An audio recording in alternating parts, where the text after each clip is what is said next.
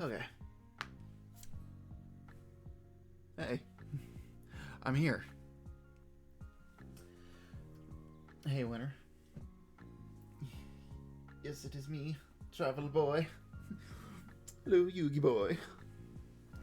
I gotta get my blanket. I gotta put it on my lap like an old lady. So I'm so cold. Need to keep my toes warm. How you feeling today?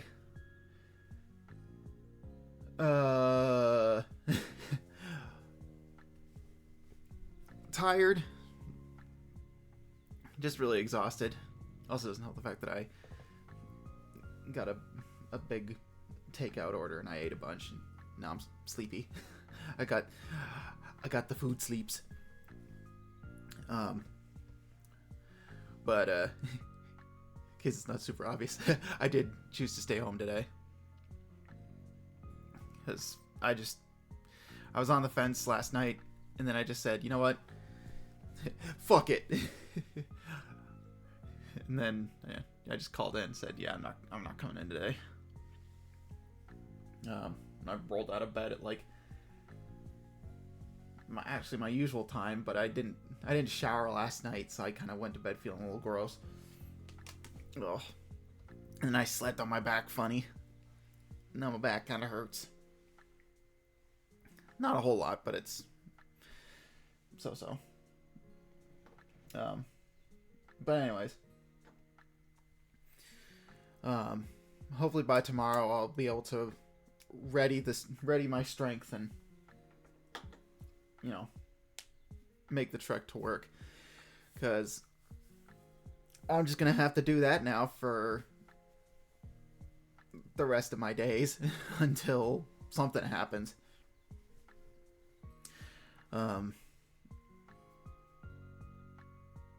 But I'm not gonna fret about that right now, because we're gonna draw. I got my thing. I started working on Sarah last night. Like what I got so far, and hopefully we'll be able to make a little more progress today. How far is the walk? I forget the distance, but it is at least an hour and it's like an hour and 15 minutes, like at most. If you choose to stick to like the walking paths, it takes me about an hour. Woo, ignore my question, Woo Art. Nah. I wouldn't do that. No, it's like an hour walk to there, and then like an hour back.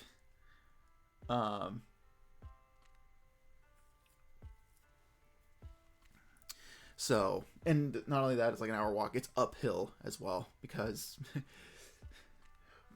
my place of employment rests at the top of a hill.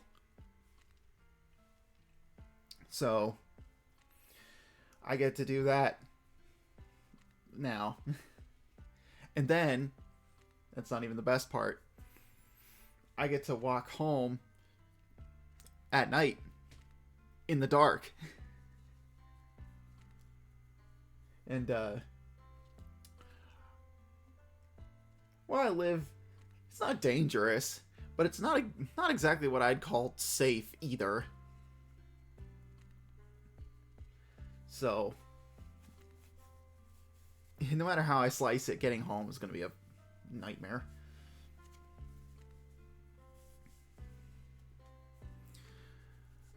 Because it's either I take the path that I take to go to work, which, you know, has no light and is, you know, in pitch black and goes under a bridge, which it's a bridge? Yeah, it's a bridge. I wanted to call it an overpass, but it's a bridge.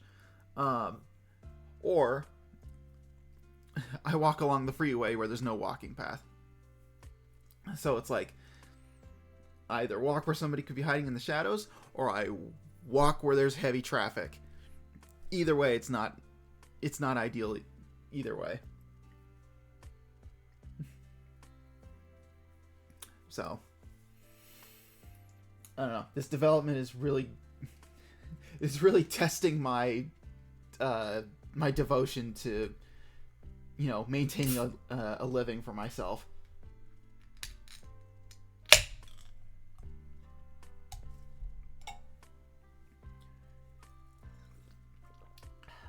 Little sippy of my tea. And hopefully I don't pass out while I stream, because oh boy. I did walking where there's traffic. You get paid if anything happens. That's true. Because the freeway is also the most direct path to and from my place to where I work. So it probably wouldn't be like an hour to walk back. It would just be a bit more dangerous. And it also just depends on what side of the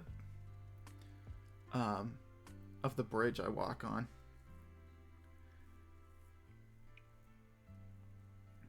But I probably walk on the side that has traffic coming at me, I guess.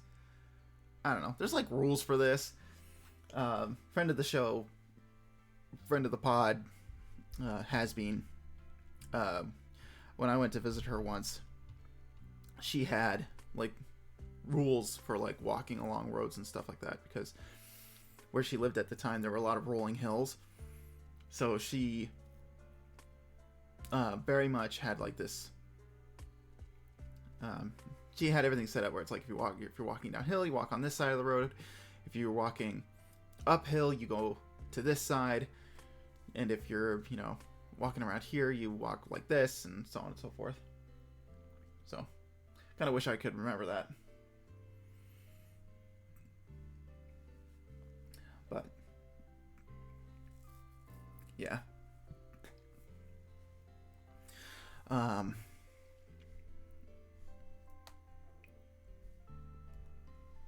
Anyways, we're going to work on this. And I kind of futzed with the body last night. I kind of like how it turned out.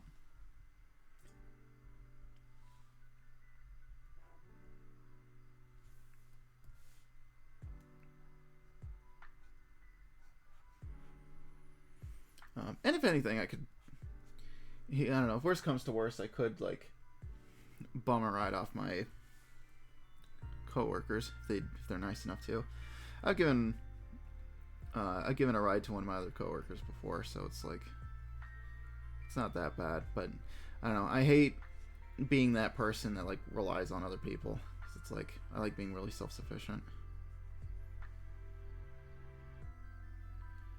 so that way nobody knows how I live.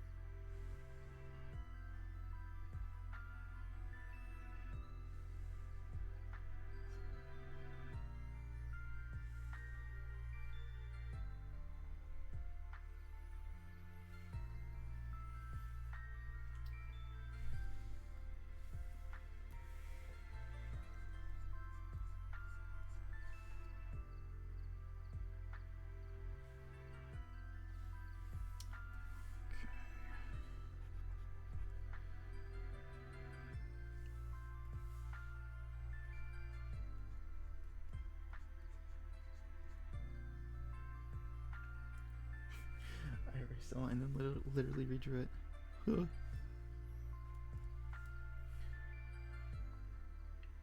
Oh yeah, speaking of today, happy football, everybody. If anybody celebrates that. I personally do not. As I said, I don't really pay attention to the Super Bowl unless it's the commercials, because advertisers go all out for that stuff.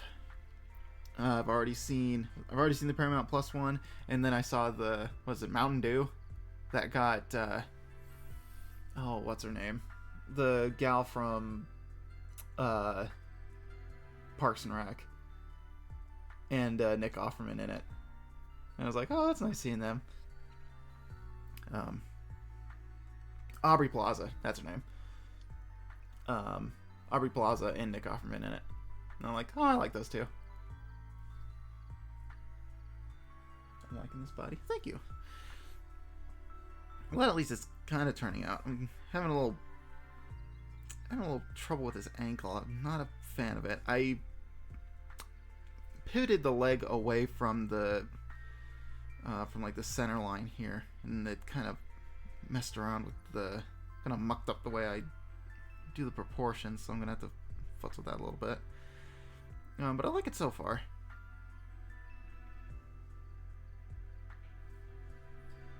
Merry football.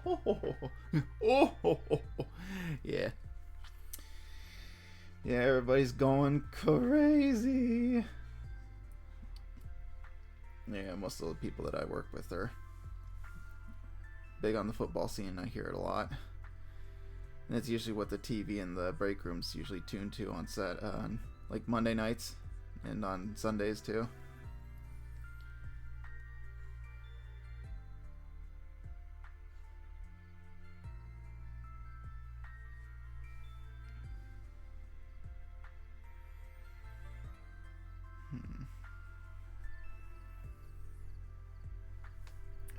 Scoot in closer.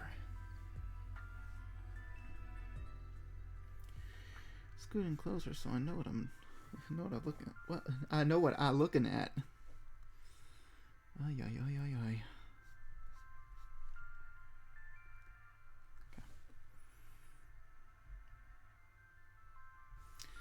Okay, let me.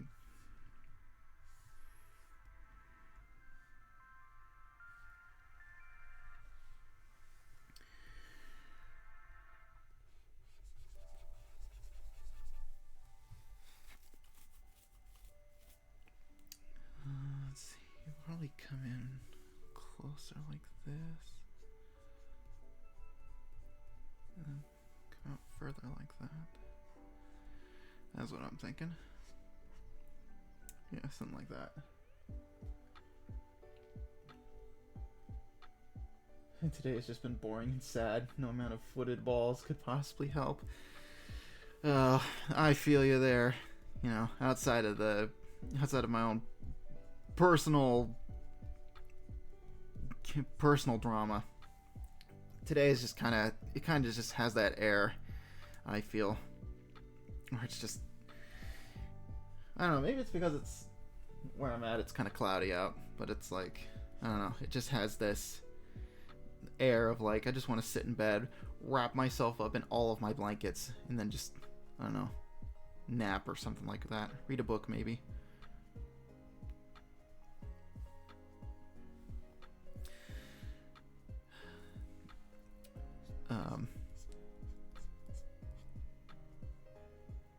Because I guess, and also in semi-related work news, at least for me personally, we did receive news that our team was going to get downsized in March because they're restructuring how the way everything works at the store I work at. So there will be people that'll either just get dropped wholesale, or they'll move to other shifts, and some of them will stay. And they said it will be about it'll be about 6 people will get let go. So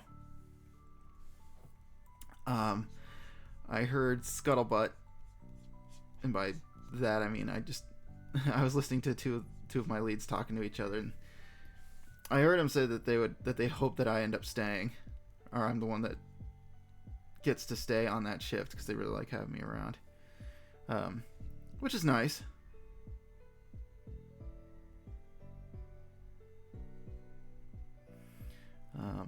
But we're gonna have to see what happens. So, you know, you get that news, and then you get like you get my car trouble, and that's just a maelstrom of fun, quote unquote. But personally, I wasn't too worried about it because I'm like, I don't know, I usually play within the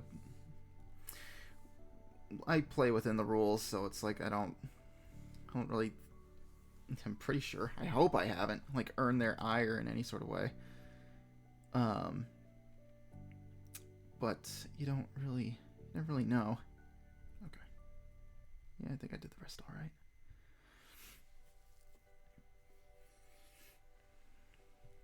Oh, I moved the thing around, but I didn't move the head. Oh, normal. There we go. I fixed it. It's alright, because usually when I move that around, I do that. I'm too sleepy. I'm making mistakes. Oh, I'm looking at the feet. Okay. Feet look good now. Good, good, good.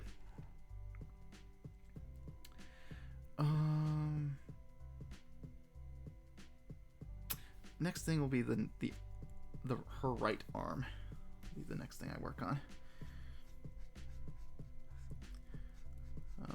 That's pretty much all I got going on today. I ordered in Taco Bell. I ate too much. I still have some leftover burritos in case I get hungry later today. And just decided to do a little short stream just to start drawing. I was thinking about doing another double stream, but I woke up too late for it. And I just don't feel like picking up Tome to play for like an hour. It's like if I want to play that game again, I'd rather play in a longer session where I can make more progress. You know, at once, at least. But, you know, art streams are nice and simple, and they're easy to pick up and do. At least I think so.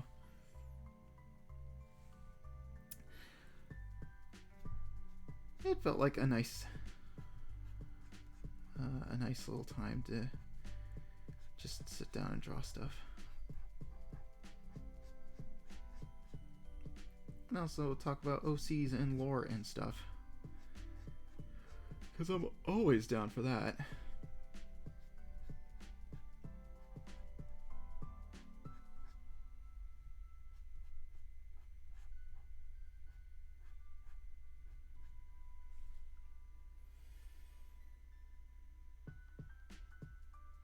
Very nice to watch, in my opinion. Indeed. I always like to... Sometimes if I'm feeling it, I sit down and I'll listen to friend of the show, friend of the pod, Barry Montblanc streams. Because lately she's been doing a lot of art streams, and since she's been doing them later in the evening, I can usually catch them when I get off of work at night. And I'll sometimes just sit and lurk, and I listen to her and some of her friends, just talking about random stuff. And you know, it's nice to have some background conversation while you work. Helps you focus when you need to tune something out and all that. That's where I can annoy you with random bullshit the most. Yeah. That's a good thing, though. It keeps me humble. Keeps me on my toes.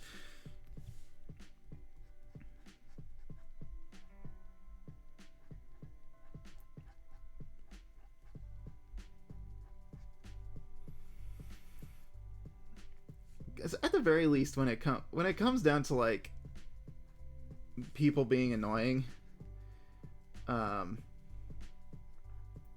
don't know, this might come off as a bit schmaltzy, but I kind of prefer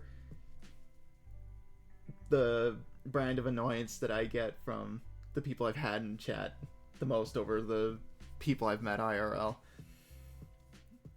Because some of the people that like I work with and stuff, who are the people that I interact with the most on average, which is kind of sad.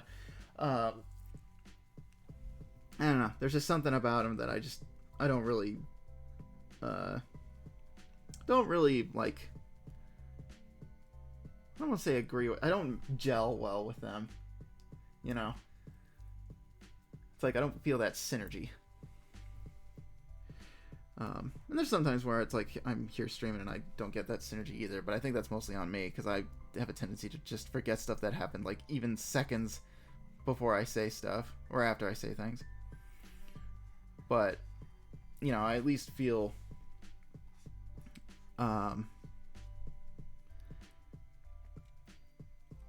I feel better about it here than I do there. Because at the very least, I can at least react like I normally would, and I don't feel like I'll be drowned out by just the general din of the work environment that I'm in. Okay, how big are you? Okay, that's pretty good.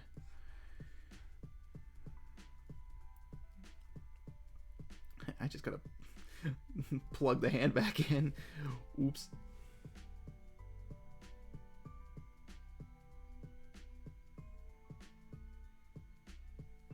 Well, annoying people are a noise. Annoying chatters are a visual.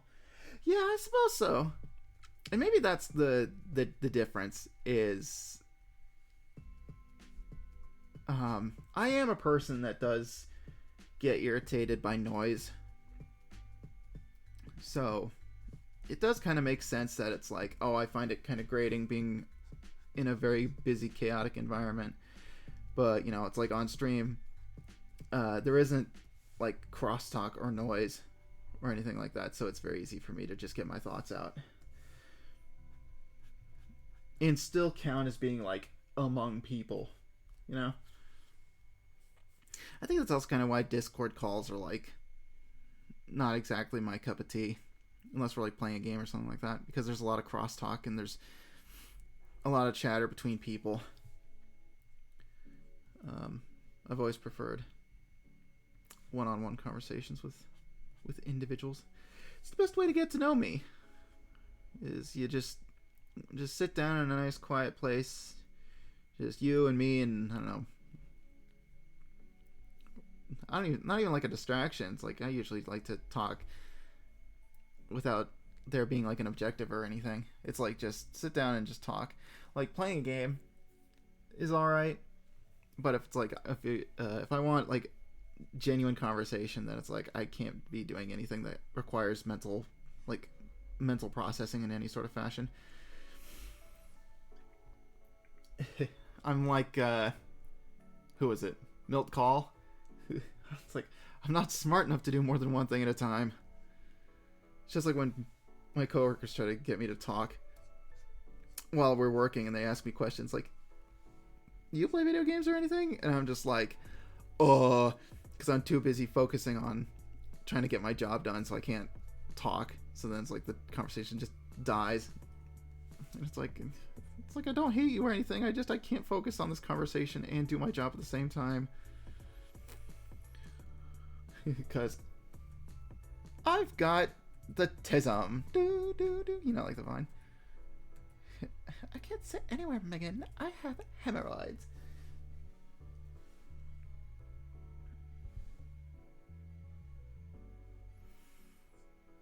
Okay.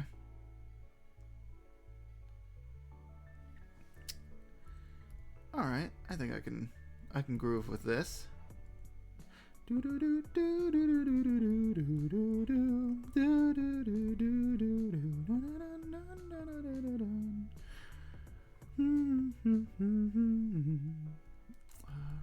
Right. This needs to be put down to 60.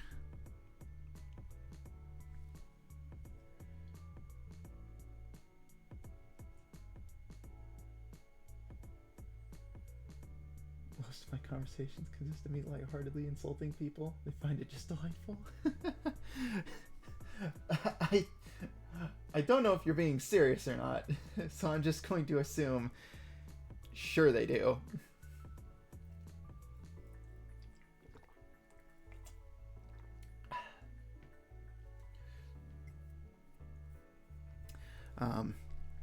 Most of the time I don't mind ribbing as long as I know that if I know the person well enough that's doing it, then it's like, you know what, I'll allow it. But if somebody just came in and started doing that, it's nah, man. you're getting kicked out.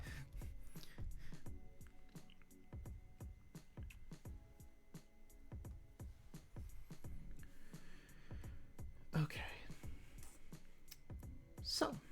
we're going to work on her face now. That's the new layers. There's crosshairs. I'm going to take my pencil brush, put it down to 20.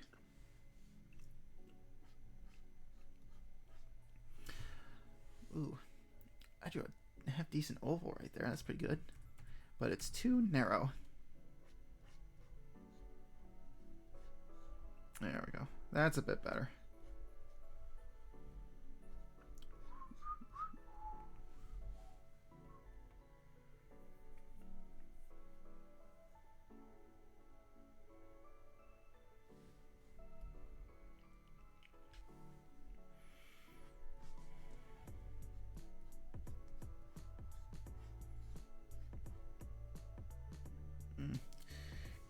You know what? I'm just going to save myself the headache, and I'm just going to do this.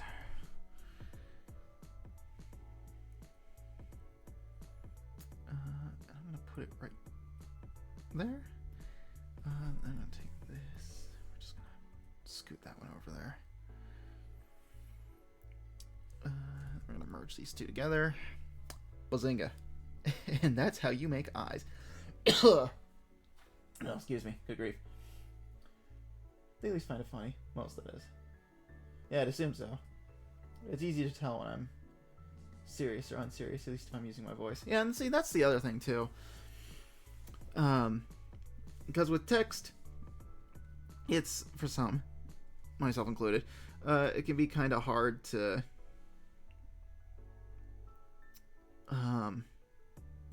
like parse the intention of what someone's saying if you don't have the tone of voice to match it.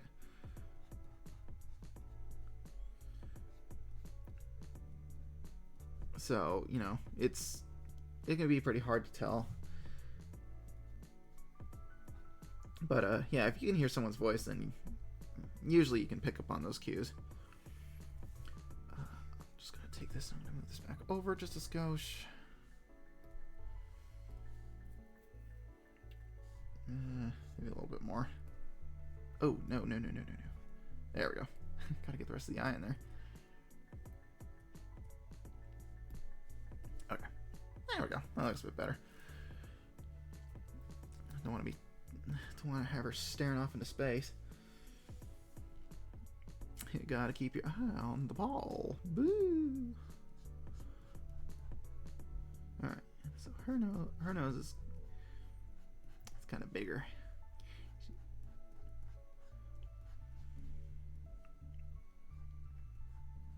Everything is like nostrils kind of protruding off to the side there.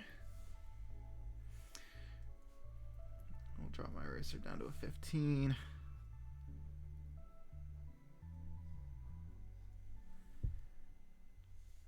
And we'll follow this angle just a smidge more.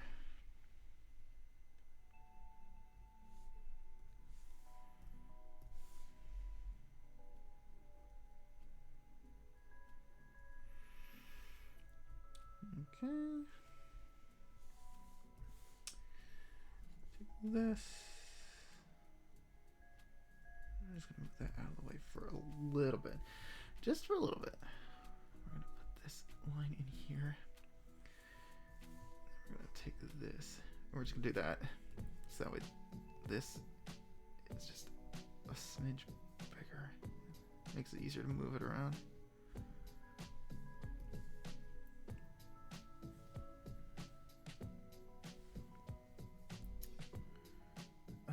You know, I'm surprised I didn't give her eyelashes.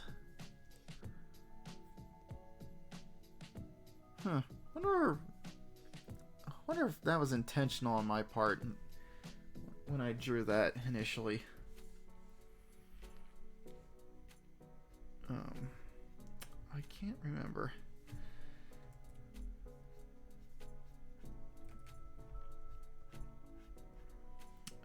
And then she gets the bigger lips, which is my cheat that I learned from Steven Universe. Thank you, Steven Universe.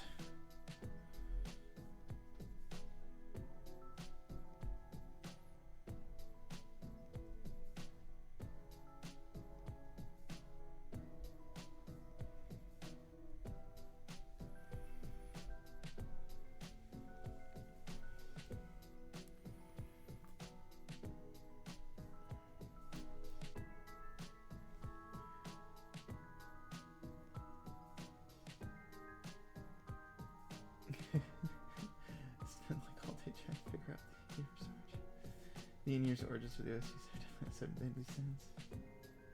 Oh no. Yeah, it's fine. We all the amount of time that I've spent thinking about character stuff, incalculable.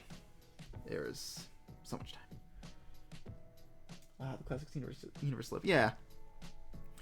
I kind of borrow a lot from that show when it comes to like design cues and stuff, because I really like the style of that show. You know, far be it for me to say it's like, I wouldn't say it's my favorite show. Favorite show, animated or otherwise, but I did watch it, and I did go through my Steven Universe phase, and I was really big into that show, and I really like its vibe, and I'm just glad that as a show it is a thing that exists.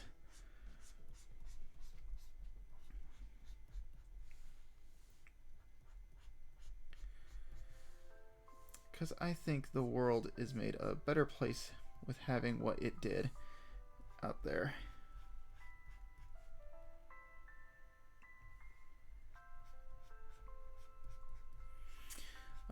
But one of the shortcuts I picked up from that show that I really like is for a lot of women of color, in terms of being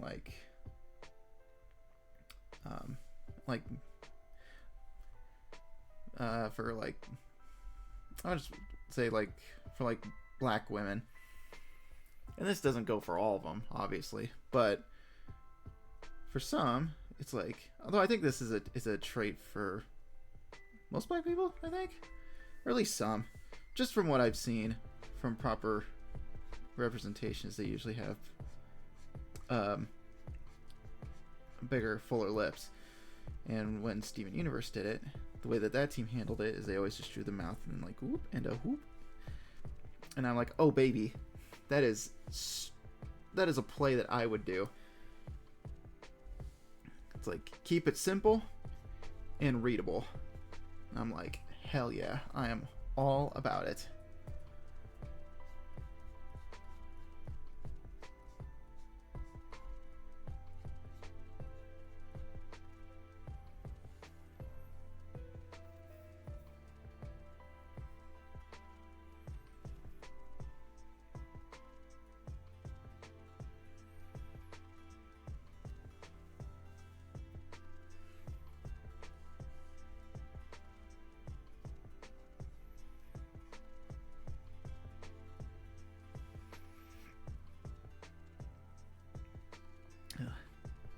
Oh, excuse me.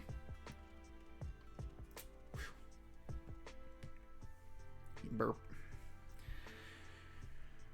Okay.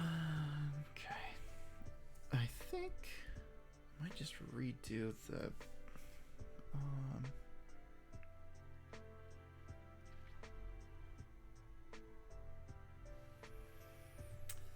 think I'll take this. That transparency low. I like the shape of the eyebrows, but I want to try and draw it with a smaller pencil brush. Make the brush size a bit smaller. We're gonna really get on in there. 15. We'll do it 10.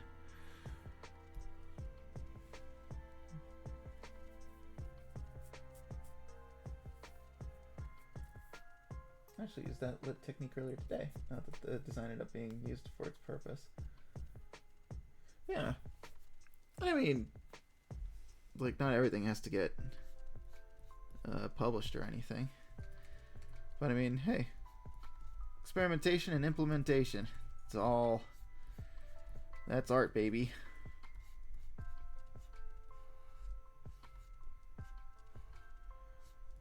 There we go.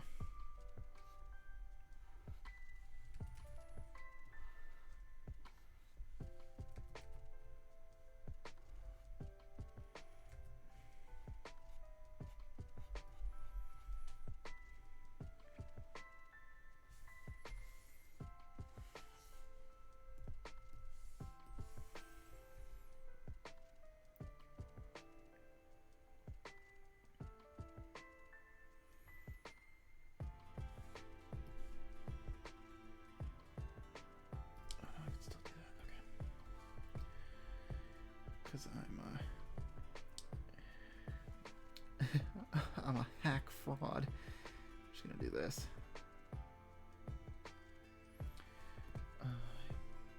No. Can we do a? Let me. There we go. Yeah, do a little skew.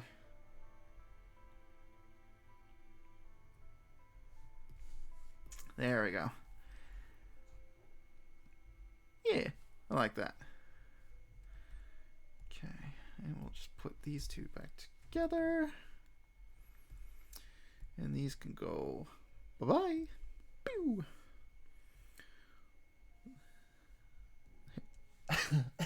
Boy. Ace for the one design I just can't seem to figure out at all. Out of the Sins. Oh yeah, like one of the difficult ones. The problem child. I know that feeling. It's like out of all the characters you got, it's like you got the one that just gives you the most trouble and you just can't figure it out.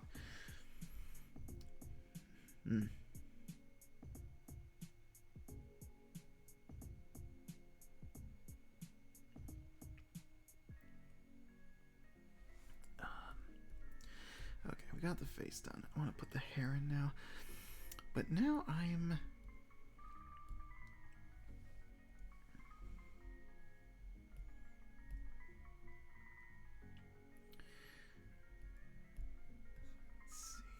That's right. That's all that one is. Okay. We're just going to say merge selected layers. So this one, though.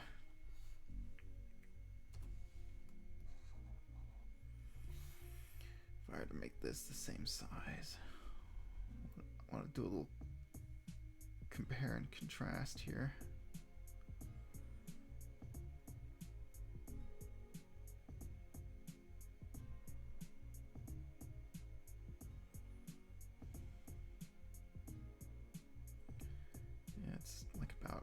About around there.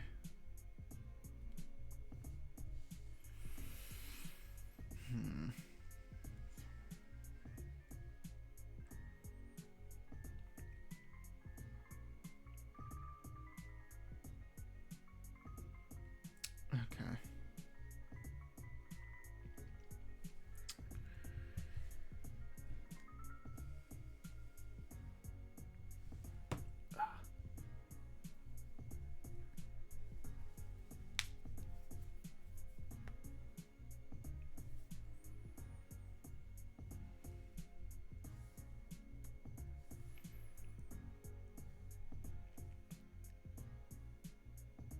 So I think I'm going to shrink her nose down, and then I'll move the lips up.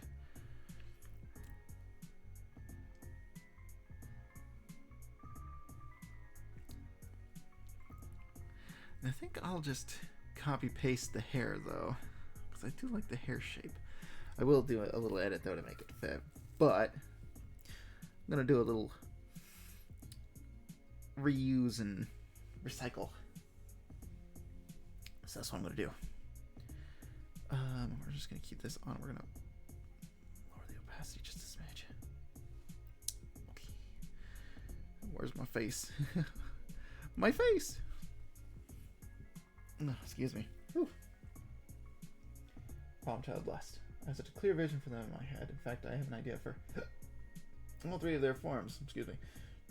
We're making a reality so goddamn hard.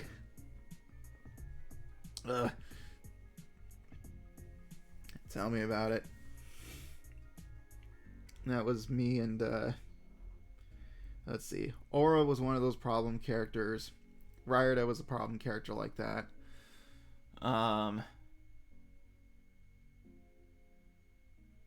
Those are like the two that come off the top of my head, but I know there's a third one that I just had a bear of a time with.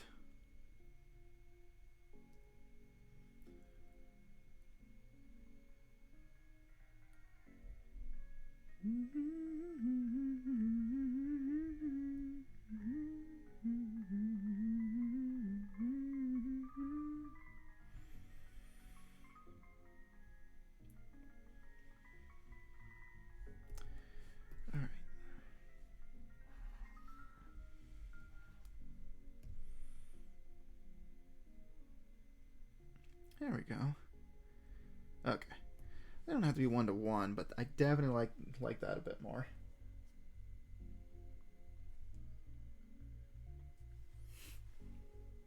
But is this like this face so far? Yeah, okay, yeah, I read that. Boy.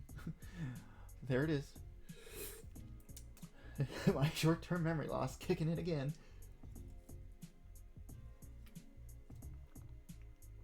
Ugh.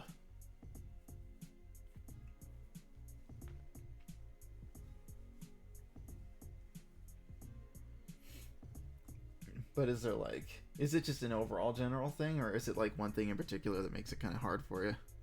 Or at least it's the difficulty that you're facing.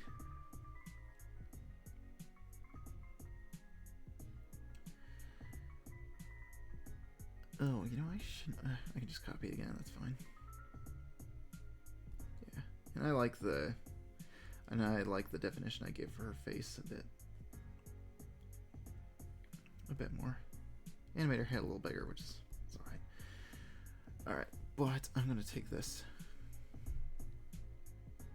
and I'm just going to like a Lego man, just pop her hair off this. So we're gonna perform a little surgery.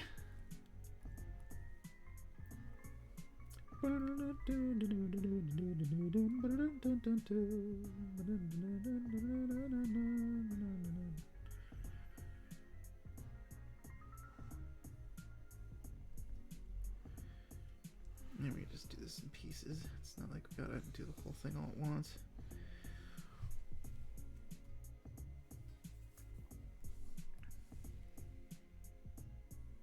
Yeah, that'll do. Yeah, that'll do.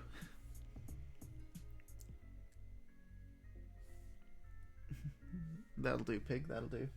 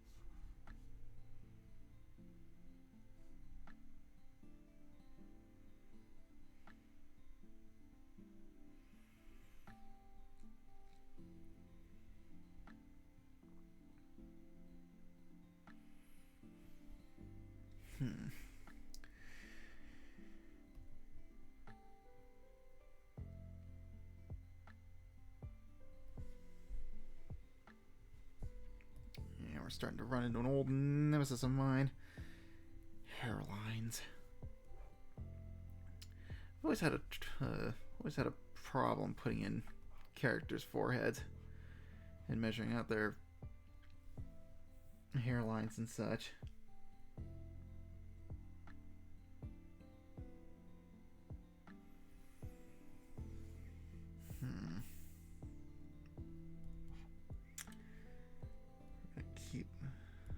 Take this. I'm gonna lower its opacity.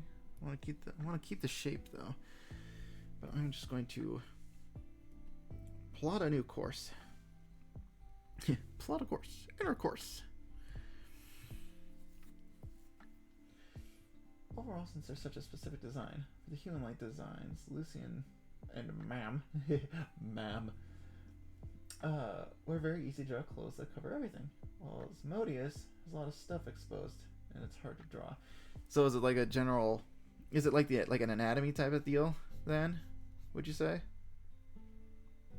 Or is it more like there's just this outfit's got a lot of moving parts to it, you know, moving parts in quotes, that just make it difficult to piece together?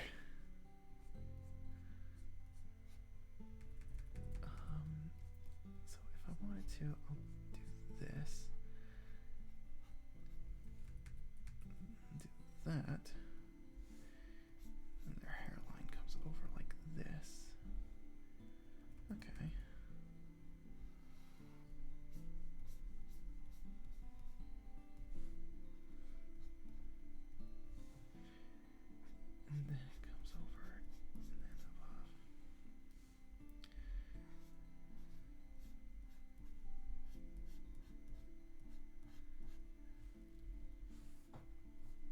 wait, I did it all in the wrong layer.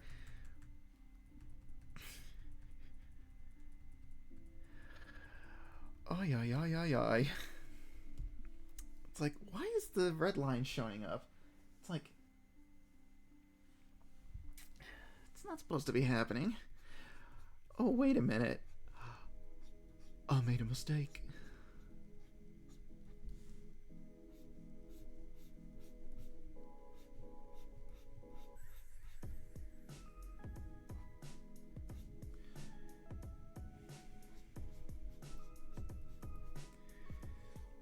There we go.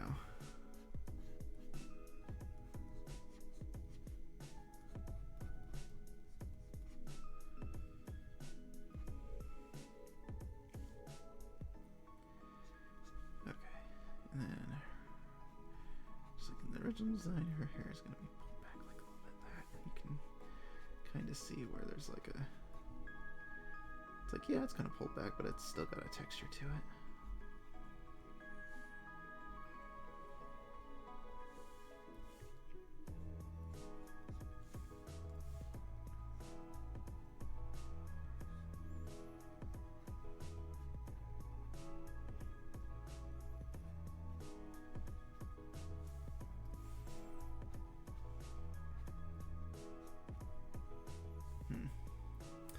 Probably should go in with a finer toothbrush for this. Size 10, here we go.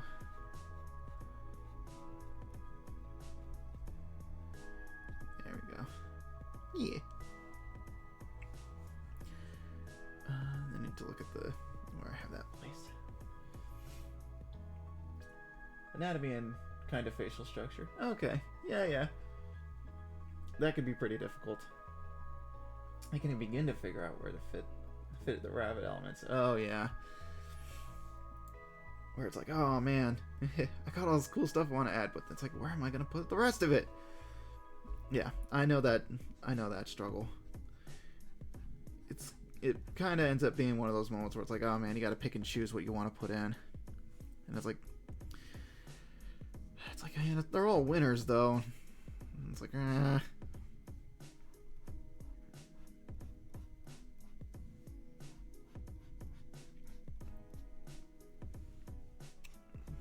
know that feeling. You want to have all those, all the cool bits and bobs, but it's like you can't have it all. So that's like you got to make a choice, and you just hope that it ends up paying off in the end. Oh, that's the center.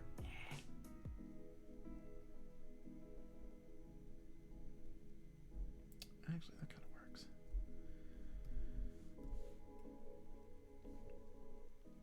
That works.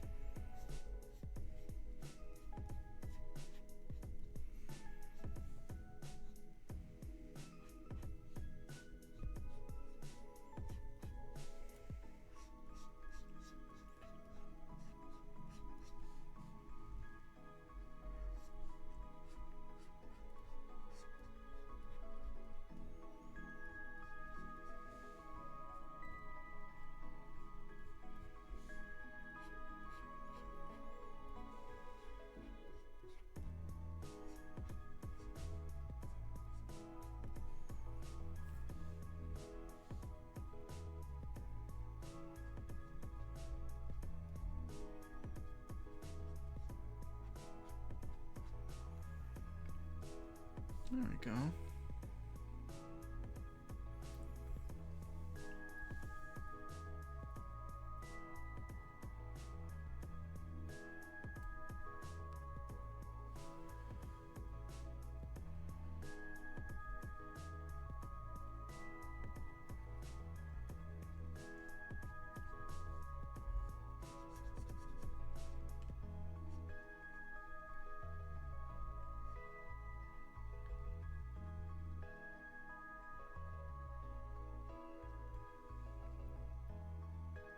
There we go.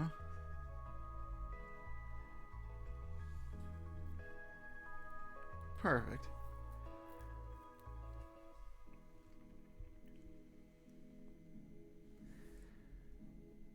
Sarah's face. It is done. At least for now. Until I get tired of some element and then I change it. Yeah, I mean, and then we can just get rid of the guidelines. Just boop. Nice. Got her hair in one layer, face on the other. Aces. Speaking of animal elements on Sin, Mimon has a dragon tail. Seems random, but it's meant to be like a dragon hoarding gold. And I get that. Yeah, and with the multiple horns, if it's the character I'm thinking of, with the multiple horns on their head, not only does it read demon, but it also reads dragon, if you know, in addition to the dragon tail. So I think that's a good design choice. And also him being like kind of a heavier set guy with a dragon tail, I think it kind of adds to it a little bit, because usually when I think dragons in human form, I tend to think, I don't want to say heavier set, but they're usually bigger, broader looking individuals, unless, you know, the dragon in question is like meant to be like, oh, this is a very slender Eastern type dragon, so their human form kind of is built to be like an echo of that.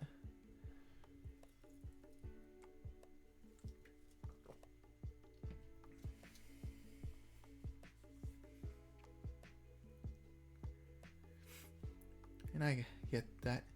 Hold on. Ugh.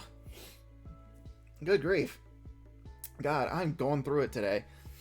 I got the burps, I got the coughs, now I got the sneezes. Ugh. I think it's because I got junk in my nose from having slept and then woke up and I didn't clean the nostrils out. Alright. Now it'll be time for the outfit. And I'm gonna save real quick. I'm gonna... Hold on. Hang on. What are you trying to tell me? Body. Okay. I think I might need to...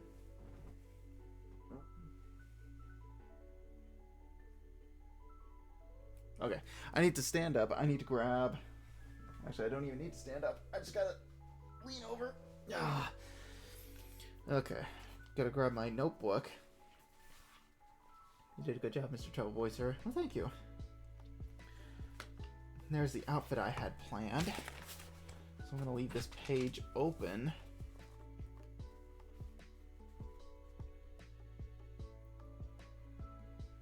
Okay, set that there. Whoops, and I smashed the desk with my knee. Oh, way to go, buddy.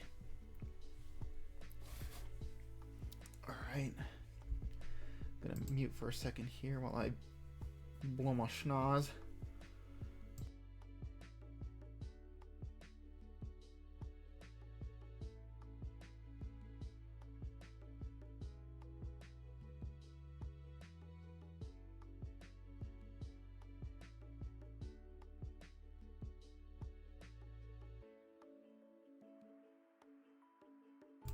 Okay. And now I gotta use the bathroom. I take the blanket off to lean over and it's like, hey, it's kind of cold in here. Alright, I'm gonna... Okay, take a sip, I'll be right back. Hey, they.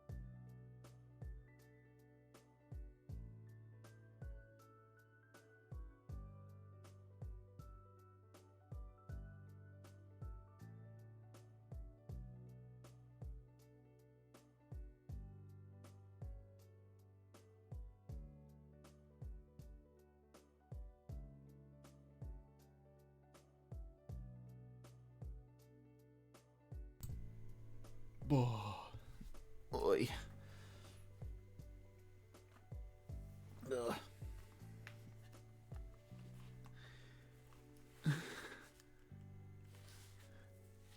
Yes, listen to me ease my old keister back into my chair. Don't get old, kids. It sucks. Okay, there we go. Click to get the art program back open. And I need to name my layers before I do that. So this is the base because it's the head and the body. This is the cross hairs.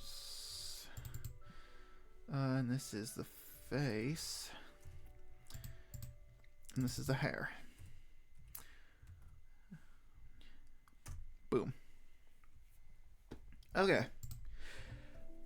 Now we're going to do outfit time. Planning on completing Mamon's body tomorrow. Need to figure out where to place the card elements without giving him a super complicated design. Oh, I know that feeling. I have a character. Yes, I'm still watching.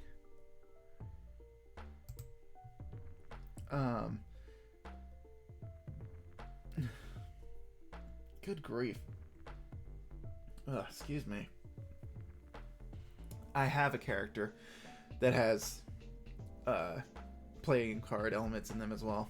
They're kind of a gambler who is actually, speaking of Sarah, is actually part of her little group that'll be part of the reference thing as we go along here.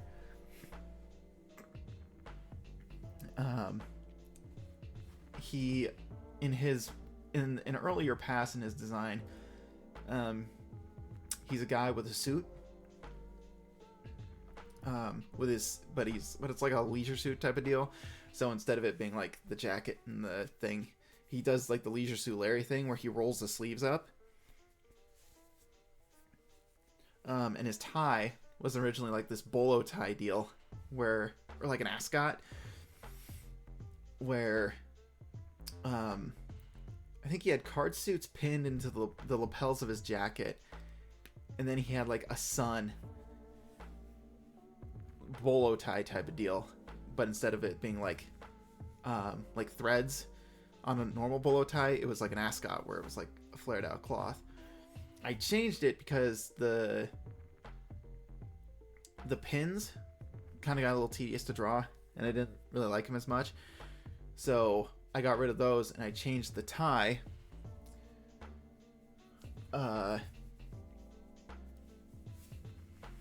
to sort of be like this. And I think I've seen this design somewhere. But I did this, where it's like you got the tie like this, and it's got the heart like this, the spade like that, the club, and then it ends with the diamond. And so it's all of the card suits that just running down the face of the tie.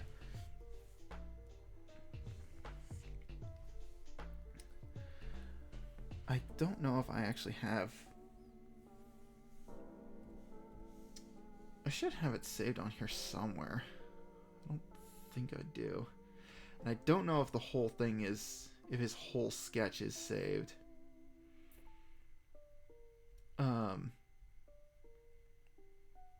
Oh, the whole sketch is saved in this folder. Yeah, here he is. Yeah, see, this is what I did. Oh, I even remembered the order right. That's crazy.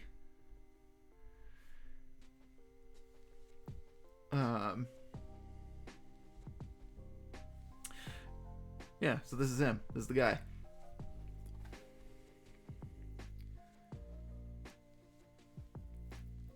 This is like from 2021, I think it said. So, that's a few years old. I can do a lot better than this, though. He's definitely going to get an overhaul. And I don't know if I'm going to keep the pompadour on him or not.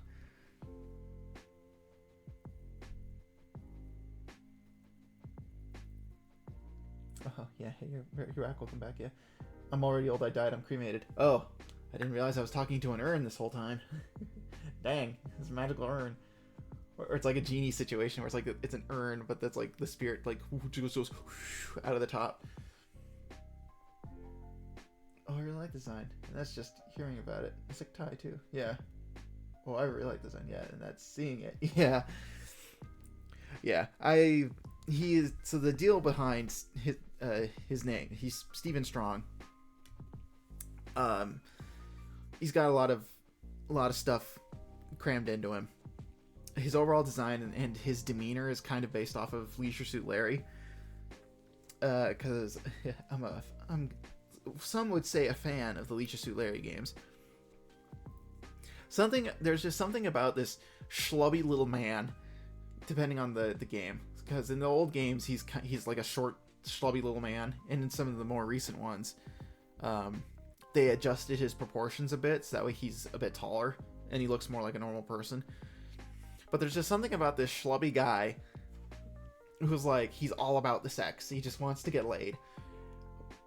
And he's not clever. He's not funny. And, he has zero game. But for some reason, and I don't even know if this is like supposed to be, excuse me, hiccups. I don't even know if this is supposed to be like non-diegetic or whatever. But the fact that he's like this absolute dip, he can still somehow jerry-rig all this stuff using random adventure game logic and crap he finds on the ground just to put together this random stuff in order to get laid. It's like, I find that really interesting, how it's like this character who for somehow is like incredibly intelligent in some, I wouldn't even say intelligent, but he's like able to be like, oh, I could use this for this to solve this puzzle or something like that. Because I know it's really meant for the player to figure that out, but when I picture it in my head, there's something about a character whose needs and desires and wants are very simple and almost, practically crude, but he's able to be like, I will build a particle accelerator out of a hairdryer and a 4-slice toaster oven just so I can get my dick wet. There's something about that just screams really funny to me. That screams funny to me. So while this character that's like not his goal, he's a character who is like, I just want to be well off. I want to be rich. I want to be well off. I want to live comfortably. And that's kind of his deal. But underneath that is like this like untapped cleverness and brilliance to him. So he's got like, I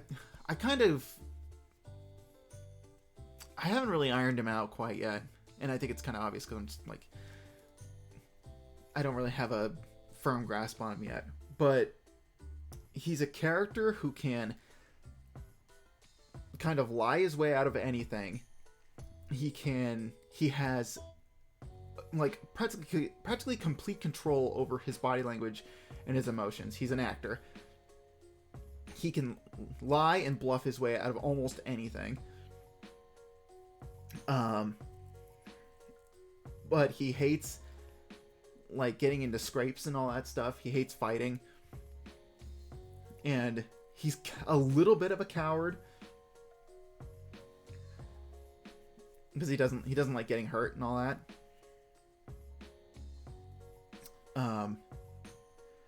He's very much a fake it till you make it kind of person, where it's like he just knows how to put out the fact that he's a person who knows what he's doing, but in reality he just doesn't know what he's doing. But if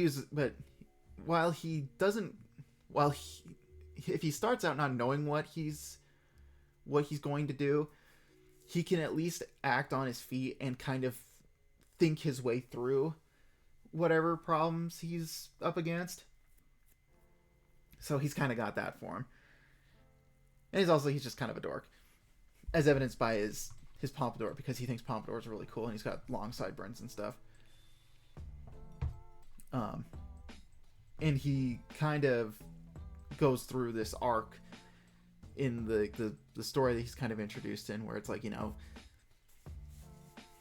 you don't have to like fake being cool. You can just do what you want and be cool. It's like you don't have to. I don't know. It's because there's like he does all the stuff that he thinks is cool, but in reality he's kind of a dork. So it's like, you know what? Just embrace the fact that you're kind of an idiot and kind of a dork, and just do what you do what you want. But anyways, I haven't really ironed him out quite yet, but he's kind of he's like the one quote unquote normal guy in a group of like really extraordinary people. So being among these extraordinary individuals kind of makes him, motivates him to, like take a step up and, step up and be better than who he is.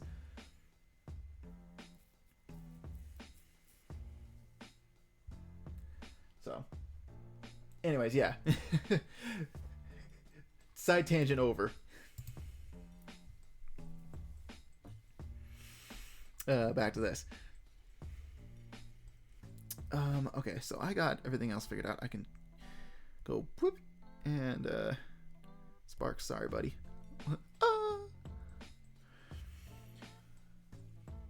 Okay. So the thing with Sarah, she is sort of meant to be the player 2 kinda to good old Universe Traveler Prime here. He's got lightning, she's got fire. They're kind of meant to be partners, compatriots in a way.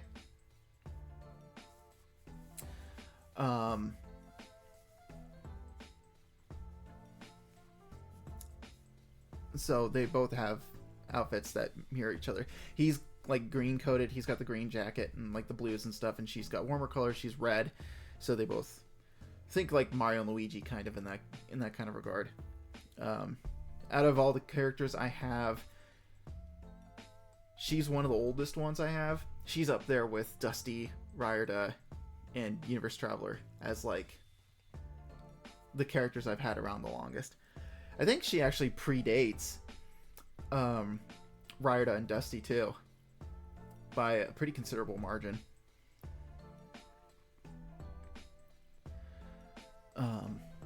So in this notebook I have, she has a pretty decent outfit that I put together that I kind of like, but it's like I want to give her a jacket that doesn't quite look like this. For one, it's not going to have a collar. Collars are his thing. I kind of want to give her something else, but I don't know what other kind of jacket I can give her that is on the same like level as this, but doesn't actually look like this. The same but different, kind of like that. Very much like that side tangent. I'm glad I mentioned my short king demon Dilf. He does have that energy. I could totally see it.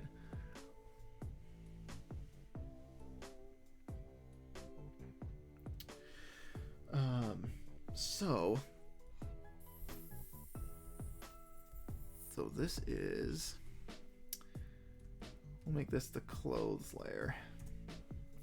So the shirt that I gave this, I'm just going to be frank here, the mannequin that I drew this outfit on, because it literally is just a mannequin, there's no head on it, is like this long sleeve shirt that like goes down to here, and on the same side it would be here. I think it's pretty form-fitting. Oh, I need to draw her tibbies too. That's right, I'm drawing a woman. That's correct. And we'll worry about that in a little bit. And it's not a low-cut shirt, but it's kind of like this.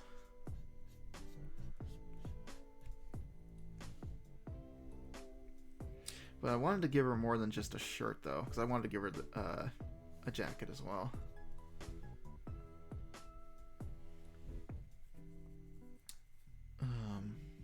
don't think it would be too unzipped. Because the thing with Sarah is in the lore. She's a bit more focused. And a bit more of a determined individual. Because unlike our good old pal, the Universe Traveler, who kind of stumbles into his role, Sarah's a bit more practiced. So, well, he kind of starts off his adventure in just like this outfit that he has, and then slowly grows into more mission gear, and then sort of merging the two together.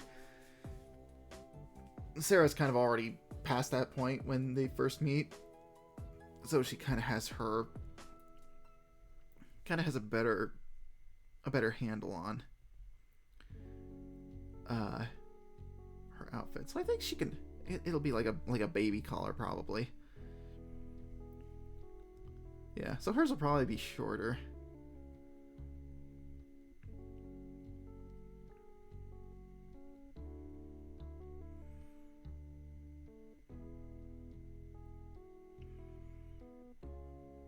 Yeah.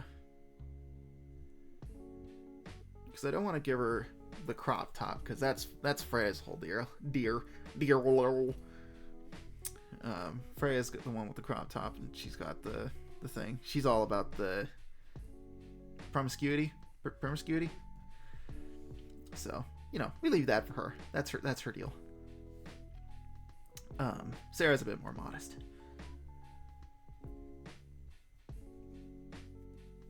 He technically doesn't have a child, but he did manifest a living mascot who's basically his kid, so I'd say he's still worthy. Yeah. Well, I mean, there's also... People can have just... They can just have DILF energy, I think.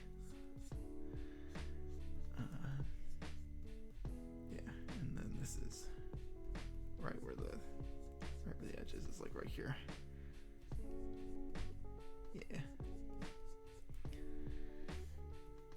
Yeah, when it comes to the cleave, she's on the modest side as well. She's not meant to be like a sexy character. She's just her.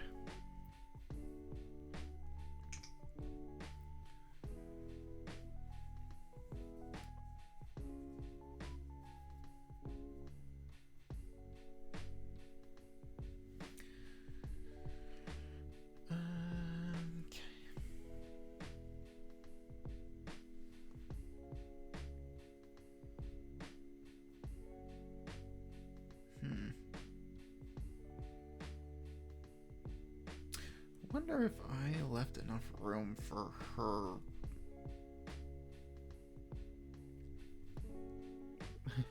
Did I leave enough room for the pelvic area?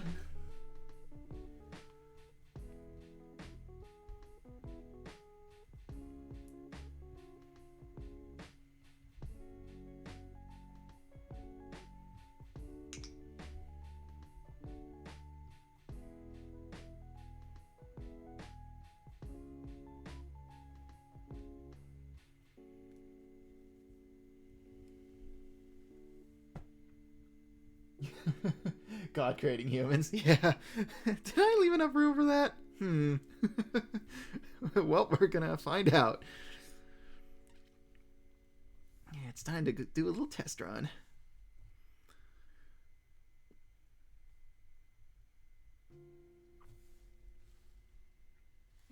Okay. Because I'm going off of the sketch that I have. And I'm trying to remember,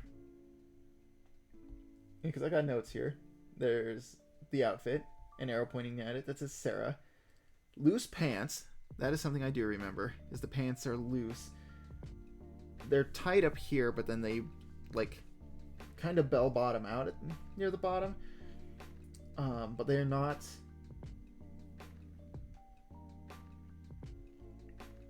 they're not like Chris, whose outfit is like, it's kind of wrinkled at the bottom, or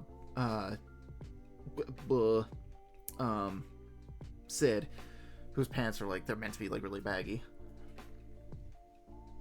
She actually wears, fitting pants, and they're cargo pants too. Because I actually drew the pockets on the sides.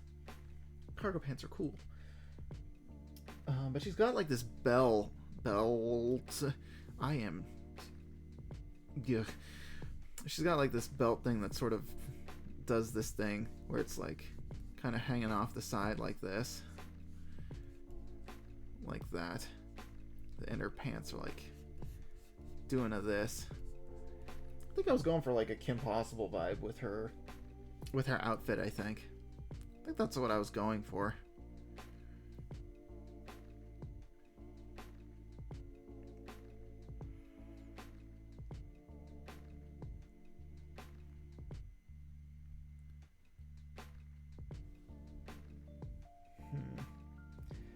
I don't think I'd go at the belt at the angle though, but I do want the belt just to be like the top of her pants, I think that's what I want to do.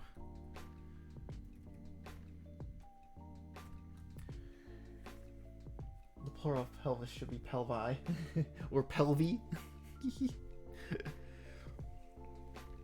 It's actually something that's not really mentioned in like a plural form, is the pelvis. It's like you never really see a group of pelvises just sitting around. It's always like you got this pelvis on this person and that's it. And then you have like the pelvic region, which is like the area of which, that is within the pelvis.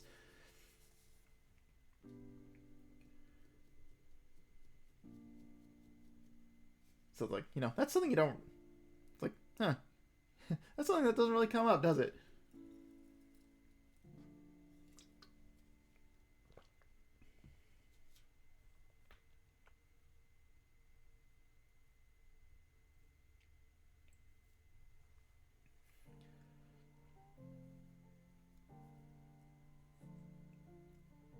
I don't know about you, but I have plenty of pelvi in my room. Well, I mean, you like reside in hell, so it's like, I don't know, there's like bones and stuff. Like bones and stuff are probably everywhere.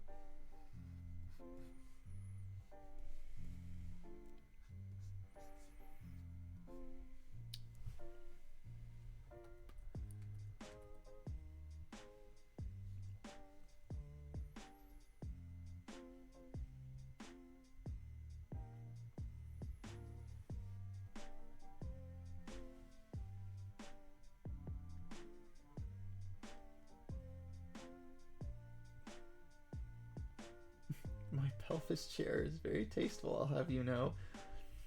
Where do you find a pelvis that big that you can sit in?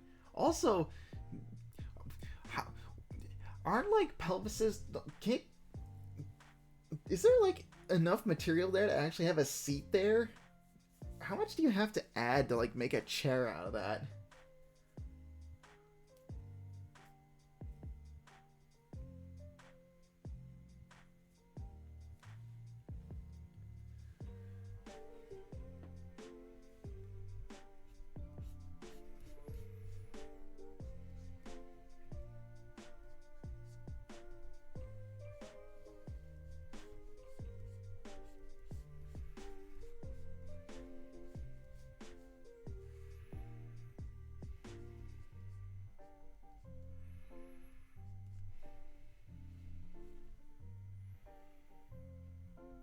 Use my pelvi chair.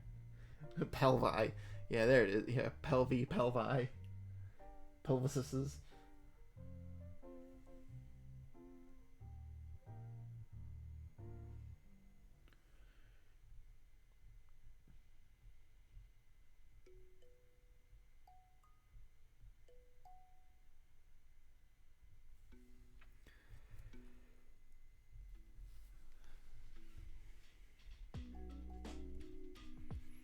Yeah,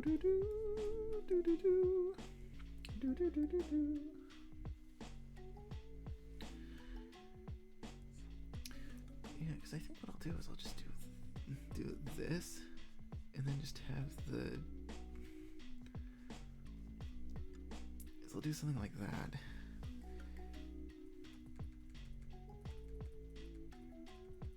I think. I do want to keep the sleeves short though. So she'll have a jacket like have a jacket like mine that I got from a company that I worked for once, where it fits my torso just fine, but the minute I stretch my arms out, they just go zoop, right at my arm. So she'll just have one of those. It makes sense, okay? Alright.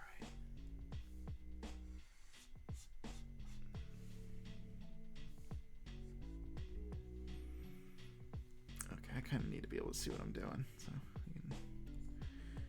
there we go.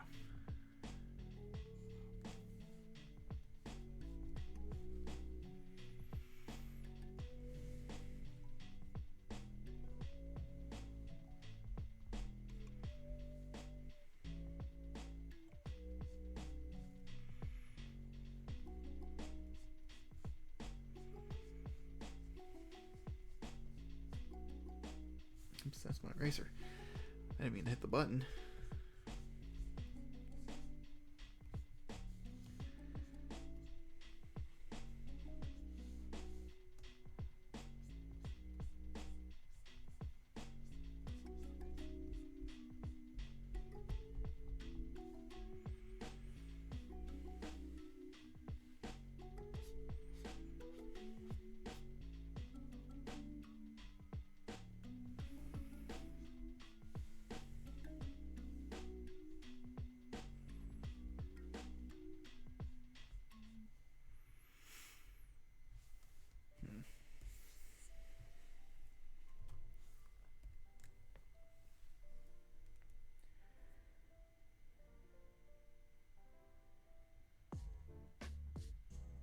I went from calling my OC a short dolt to talking about pelvic chairs in about 3 minutes.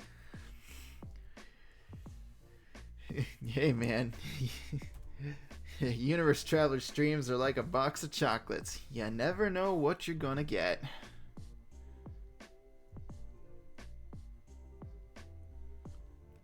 Though honestly, I think that's helped by the the viewer.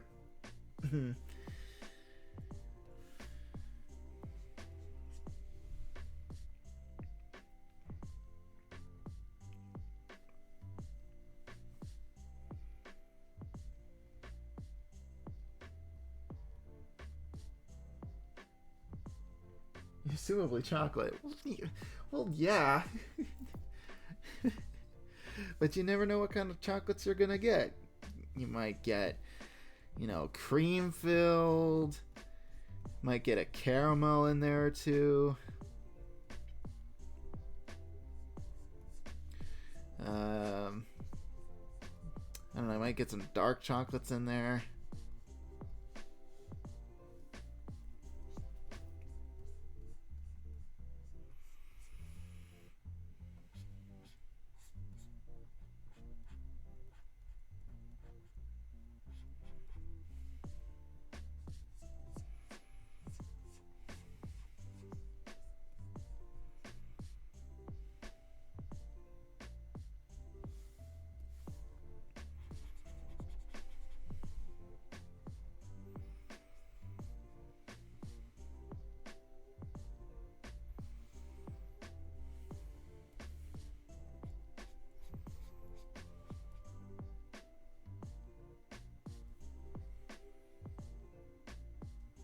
Just look at the listing on the bottom.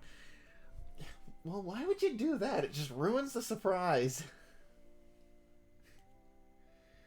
And that's when you say, you know what, I hate surprises.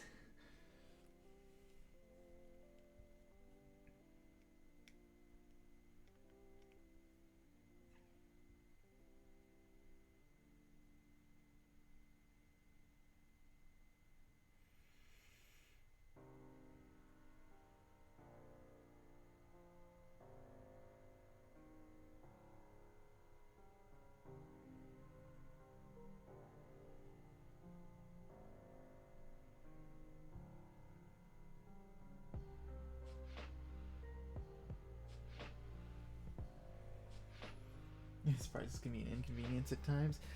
Yeah, I suppose.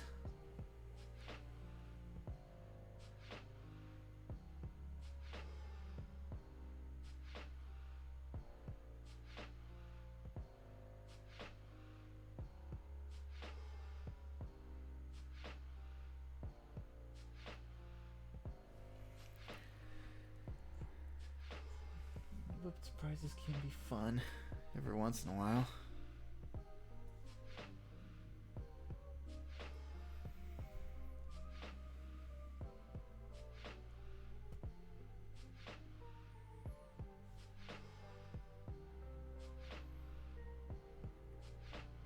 Allergic to leather. If I hadn't read the bottom of the box, I would have never known there was leather chocolate in there. Why would... Why?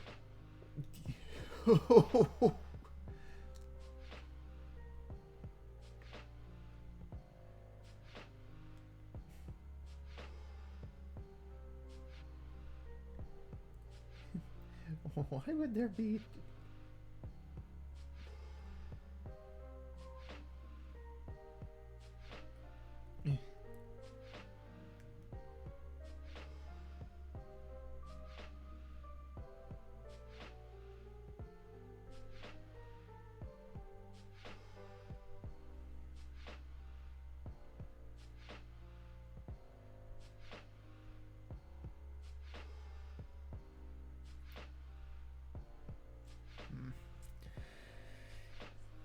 Anyway, I don't know why leather chocolate. Leather chocolate. It's like those are some textures that just don't.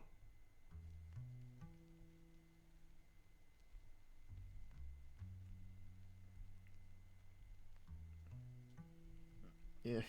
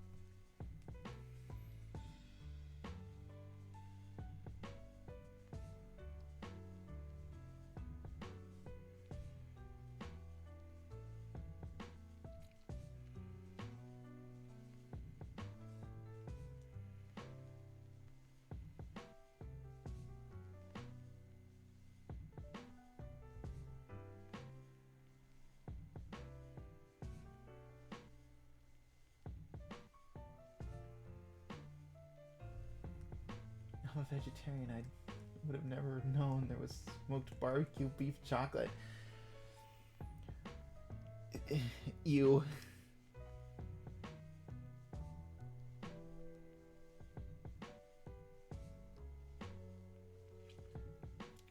That just sounds gross.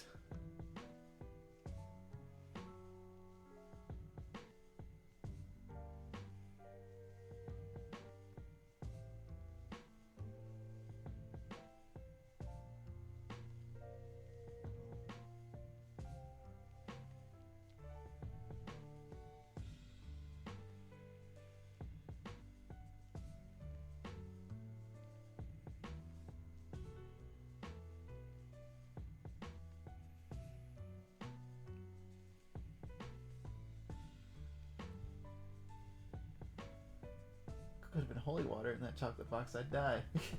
Now you're just like, you're pulling out like examples that would be in like a farce. Oh my god, I put my phone down and immediately it goes off. Okay, that's not important. Which is, I don't know, because you say that and immediately my brain goes to that scene from the Sonic movie, the Sonic movie 2, where the priest opens up his Bible and there's a gun inside.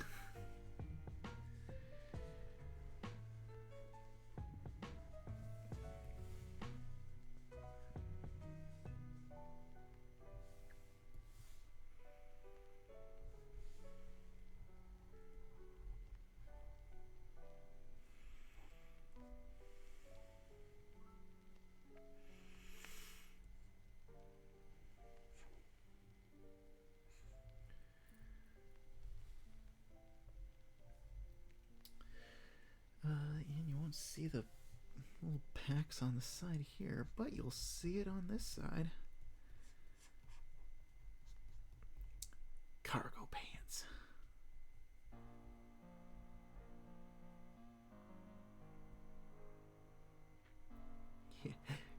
Cargo pants.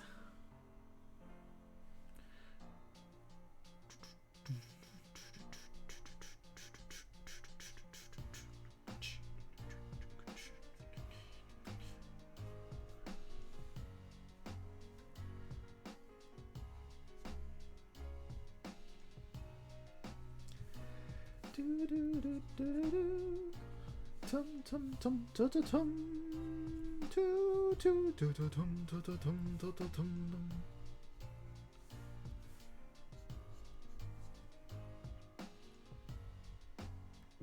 Could have been a large battle axe. Could have been a battle axe. Holy water. Leather chocolate. What?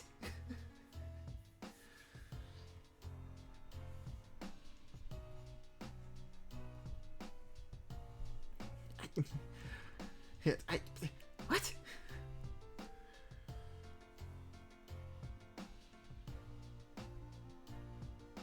All right. What did I do with her belt originally? Oh yeah.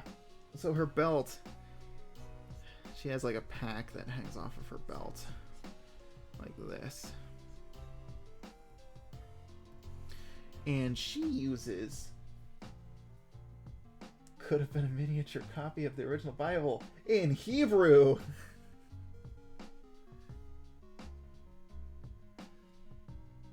It could have been an exorcist. And he would have thrown the holy water at me and would have asked me very politely to leave.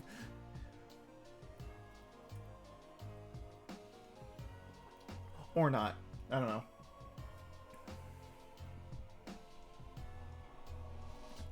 We'll just do this.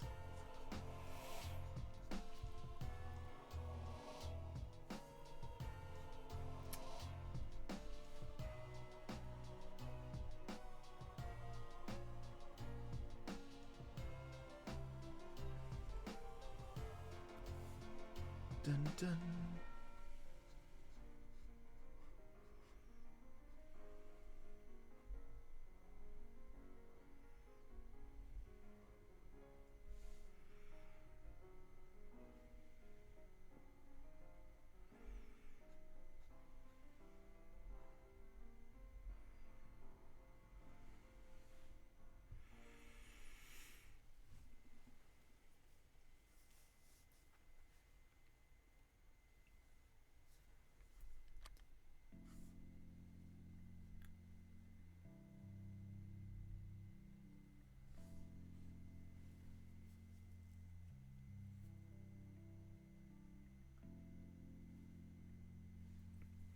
Okay. What was I talking about? Somebody going off on running jokes. Sarah uses, unlike a sword, she uses a boomerang. 'Twas inspired by Breath of the Wild and how boomerangs in that game could be used as not only projectiles that you could throw and that would come back to you, but you could also use them as a replacement for a one-handed sword. So I thought it'd be pretty neat to have that be like her weapon of choice. And with her element being like that of fire, you could do like fun things with a boomerang, you know? It's like you could light it on fire, you could throw it, it turns like into a fire discus. You could like turn it into like just, you could like Kung Lao it, you know, and like throw it, and it could like sit in place and just like shoot fire, become like a fire saw blade. You could do all kinds of fun stuff with it.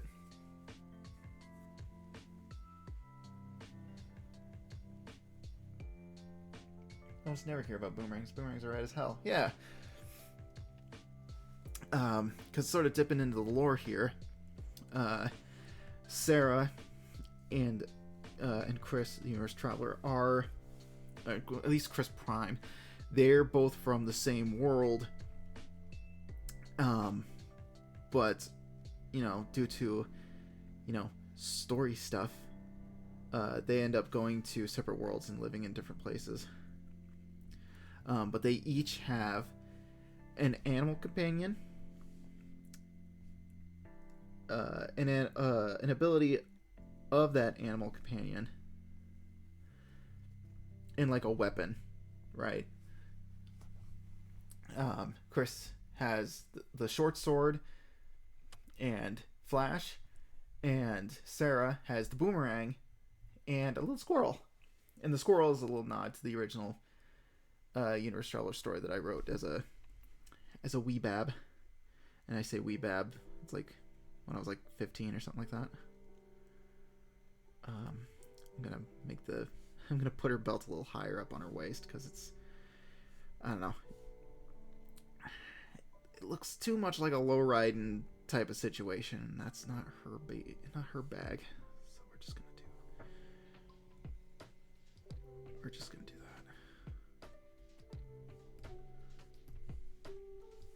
Shrink it a little bit. Do this.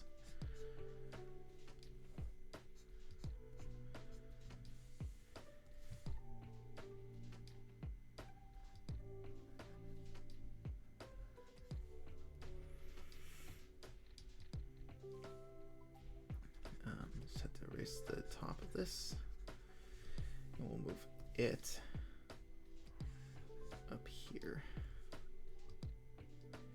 Yeah, so it'll sit like right about here.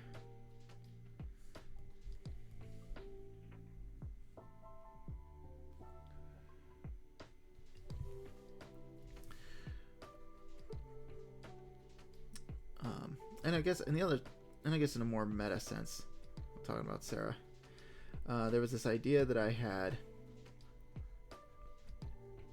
for like the Universe Traveler project as a whole, that I don't know if I'll actually treat it this way, or if I'd ever make a big thing out of this. But this came from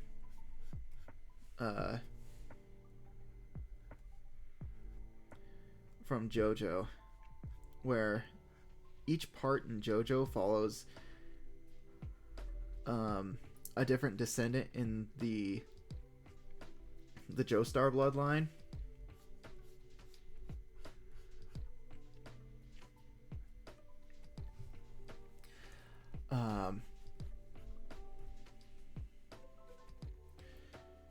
And one of the things I wanted to do with the Universe Travelers was I was going to,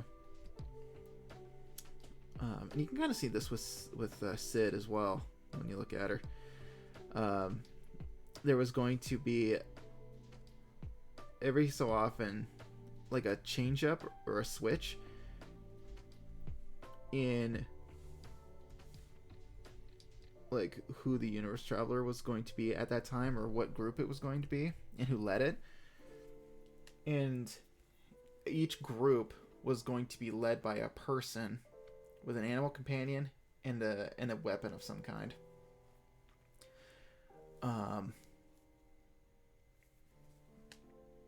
And Chris was going to be one. Sarah was going to be like the second one, and it would sort of follow. And after a while, it's like Chris would step down from being the main protagonist of the Universe Traveler stuff, and then Sarah would sort of take his place, and then would follow her for a bit. And then we'd pull like a Stone Ocean to Steel Ball Run kind of thing, and we'd switch over to Sid, who was kind of her own thing. And then we'd jump from like Sid to Freya, and Freya would have her own thing, and she's got a cat and uses a scythe that can turn into a sword. And that would be like, and she would be like the protagonist for a bit, and then we'd follow her around, and then it would sort of just keep going after that. And sometimes it would even go back to other versions of like the same character, just in a different dimension or something like that. And that was kind of the idea that I had. um, for the story, but after a while, I kind of just abandoned that idea. But I didn't like let go of the characters or anything. But I kind of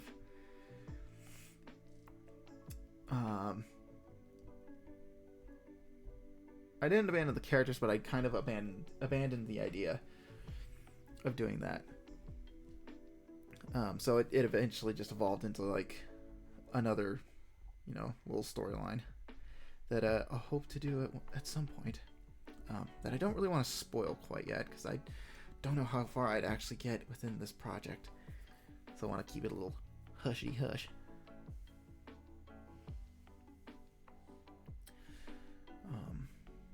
All right. So far her outfit's pretty much good. I need to design her shoes because I don't know what kind of shoes she'd have, and actually put her in like a jacket of some kind. And I don't know if I want to give her gloves or not. I kind of want to.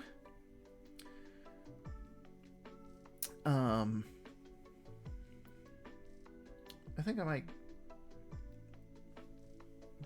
give her gloves like Chris's, and they'll be like fingerless, kind of fingerless dealies.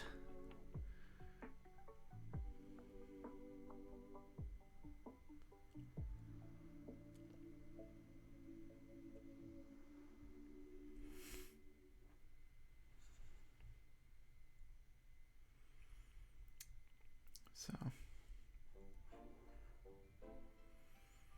yeah, I think that's kind of where we're at.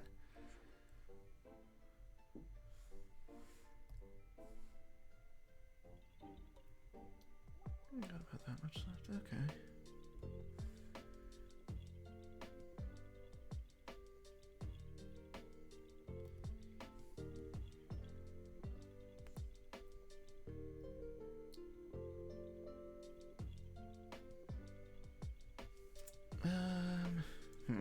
Okay, hold on. I don't know how to say this, but you make the coolest characters. Oh, shucks. Yeah, I try. Because most of these are very... And I know I say this all the time, but a lot of these characters are just super self-indulgent, like, takes on things that I've seen in, like, movies and comics and all that stuff. So, knowing that other people find them cool, it's like, oh, I feel validated. And also just sort of helps encourage the fact that in my artistic journey and self-improvement, I'm at least taking, proper steps, So it's like, other people are kind of see it and they look at it and they think, oh, that's really good. So it's like, awesome. I must be doing it right.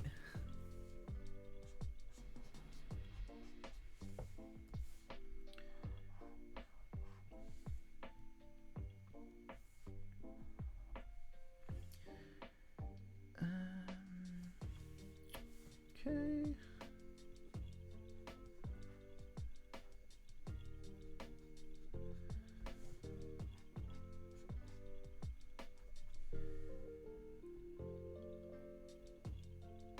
Yeah.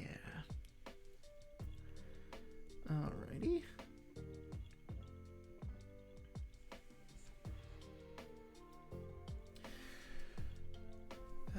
Now it's just a brainstorming moment while I just stare at the canvas in my and knee my desk again.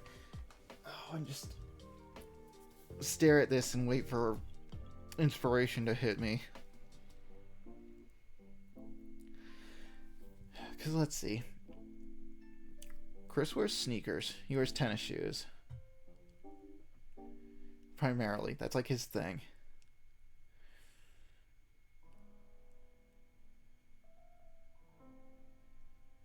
I might just give her tennis shoes as well, but part of me also wants her to have like boots. Because Freya wears boots, and Sid wears boots.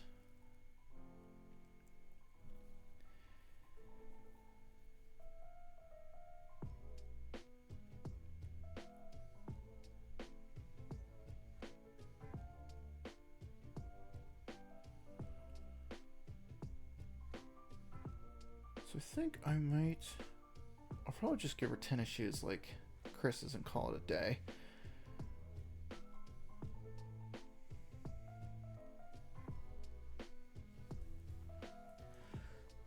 Super self-indulgent stuff is the best. All the characters I post are exactly that. Yeah. But, you know, to be fair to others whose tastes don't line up with mine, you know, or using the cake analogy, that's a good one. Some people have a preference for the kinds of cakes they like. And, you know, you can't really guarantee that somebody's going to like the same flavor of cake that you do. So, you know, when you find somebody who looks at your cake and says, "Oh, I like your cake. It looks really good." And it's like, "Oh, cool. I made it specifically and only for me." But it's like, it's really nice to know that somebody has a taste in, you know, metaphorical desserts the same as me.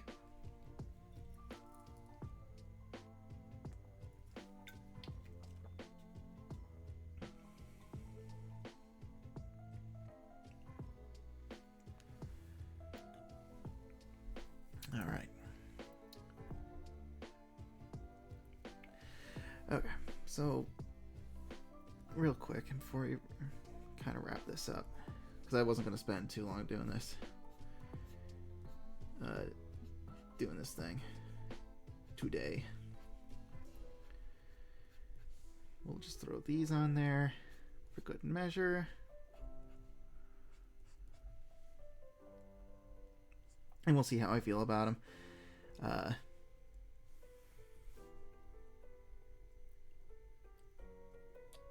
Just let that decision stew for a little bit.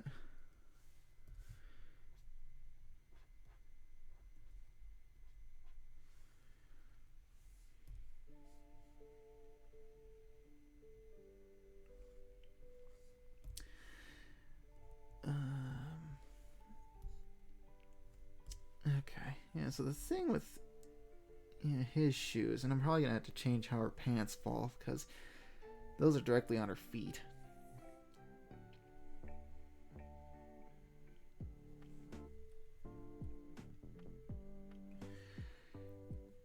You know, I guess if you want a fun fact, I kind of developed my shoe stylings kind of merging Sonic shoe designs and Pokemon shoe designs together into one deal. More specifically, the shoe designs from like Gen 3 in the anime, like 3 and beyond. I've always liked how they drew their shoes. How it's like, it's a shoe, but it's just got like little geometric shapes and stuff on it, and it's like, it's just a shoe shape, but it's got shoe stuff on it, so it's a shoe. So I've always been kind of fond of how they do shoes, and we'll just make the shoes a different thingy.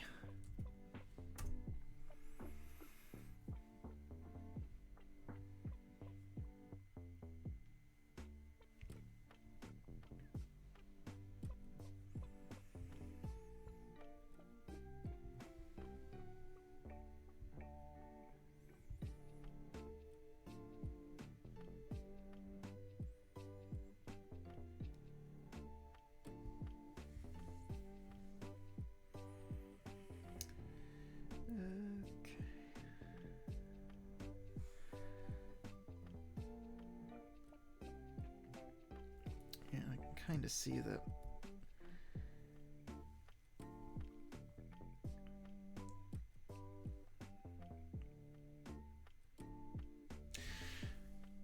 what I'm gonna do is I'm gonna take the bottoms of her pants and I'm just gonna steal them for a bit. Don't worry, we'll give them back.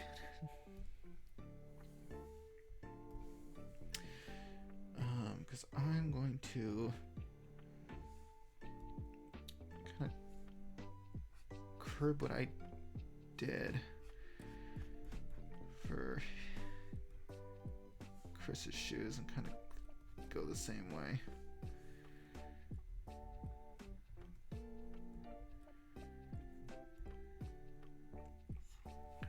thing.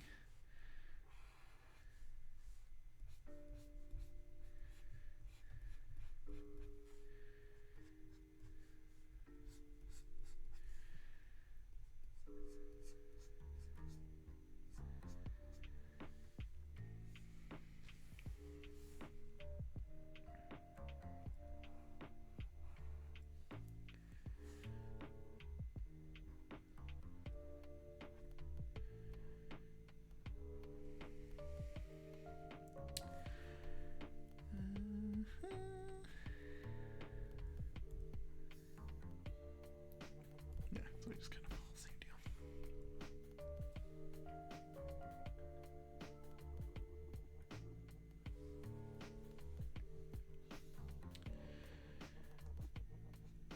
Oh, that's my eraser. Hello. Hello, that's my eraser. Actually, while we have it out, we'll go to the base. Let's do a little bit of this. There we go.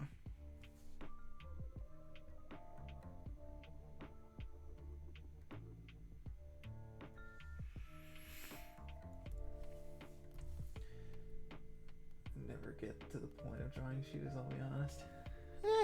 Well, I mean, you typically draw like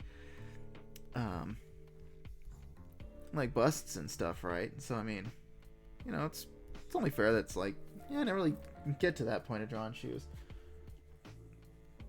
So, you know, it's like you only draw to the parts that you get to. But personally, if you ask me, it's really nice to get the practice in.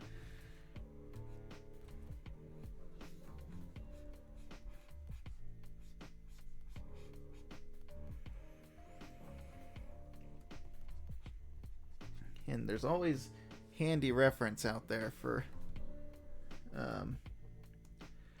shoes and the like.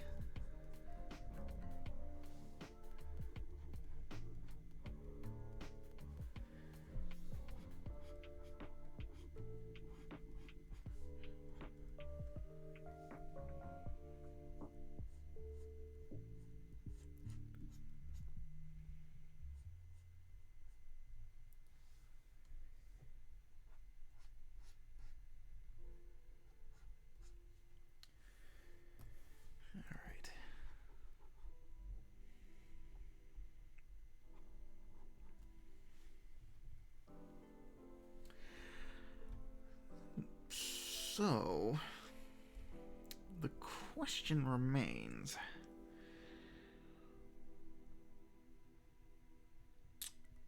what am I gonna put on these? Well, actually, the first thing I'm gonna do though, the first thing, is we're gonna do this. We'll size her up just a bit, tilt it on its side.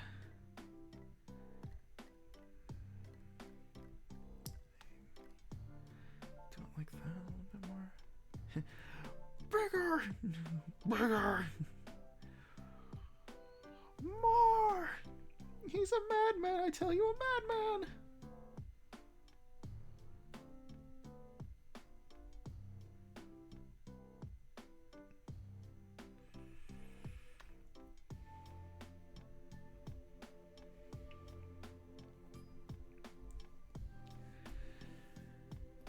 Take this out.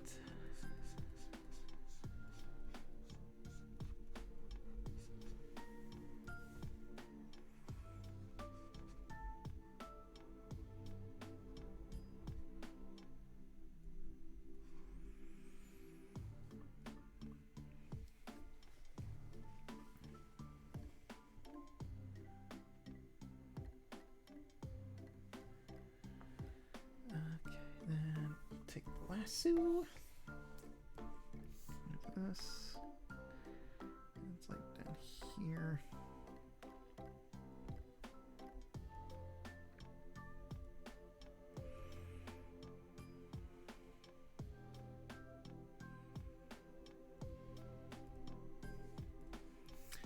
So we'll do this. We'll put it down here.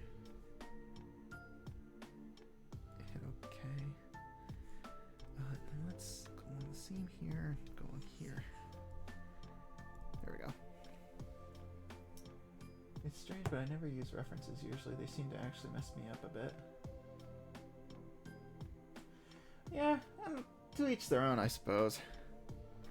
But usually, if for me, I always look up reference for stuff if it's like I'm trying to nail a certain style, or if I want to like include a little something with mine.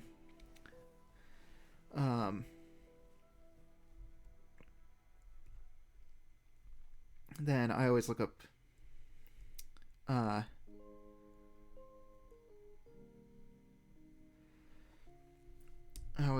reference to see what it takes to make whatever it is that I want to make.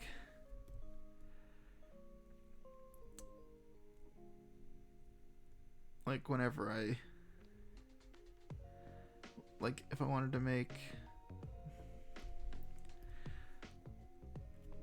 like the lip thing from earlier, it's like always, if I wanted to draw lips on a character, or if I wanted to do something in like a specific style, then I go and I look at how the artists that I like, how they do their thing, and then I incorporate it into my work.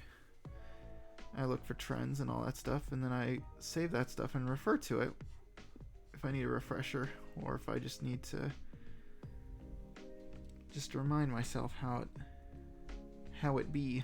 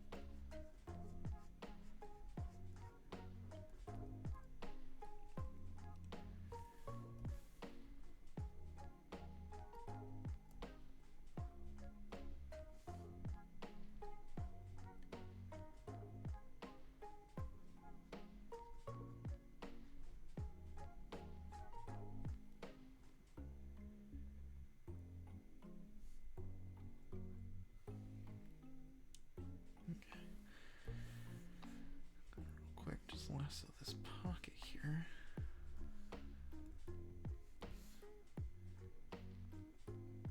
Okay, they pretty much match in size. Okay, that's good. That's what I wanted. All I wanted.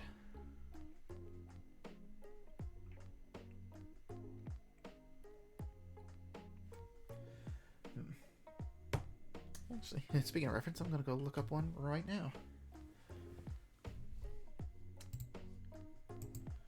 I try to get people using references, but for some reason they never seem to work for me. That is unless the reference is my own art, which is pretty easy to mimic. Yeah, I suppose so.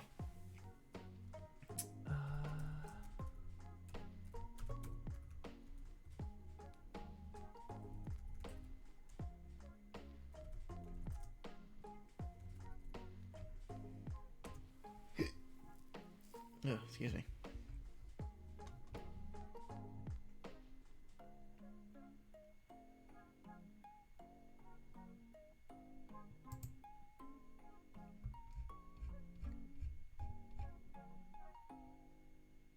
Interesting. Okay.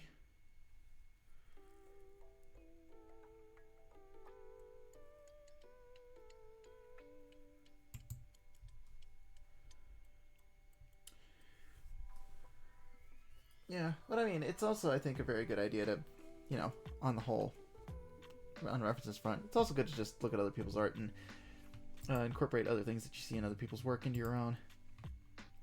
Because, like, right now, I'm looking at Compossible's cargo pants just to see how they kind of incorporated the side pockets into it. And from what I see, the side pocket is actually just, it's not even an element that stands out from the pant leg. It's just something that's drawn onto it.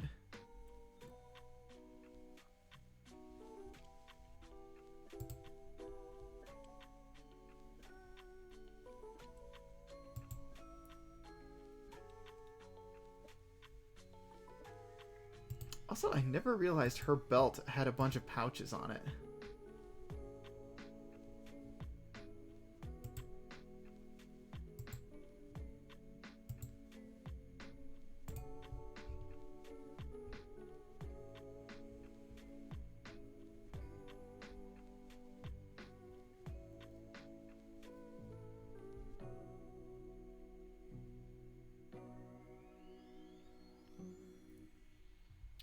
Oh, but if you look in her new outfit, the one that was used in like season 4, man, that look was actually kind of tight. Dang, man.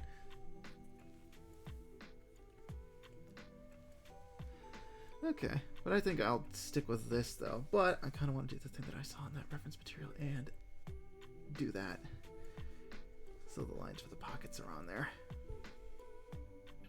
I don't think I'll include the button, really, so we'll just do that. We'll do the same for this, why not?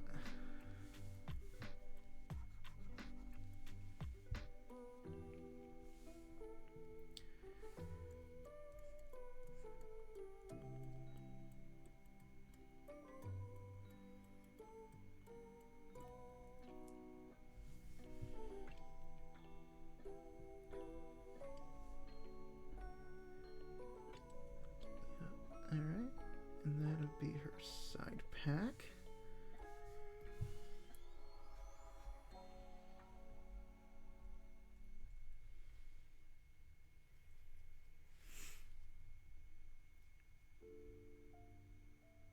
I think that's suddenly, I think I'm coming to the sudden realization why I really liked this outfit for. And now that I'm actually like thinking about it, it turns out I'd actually seen it somewhere before.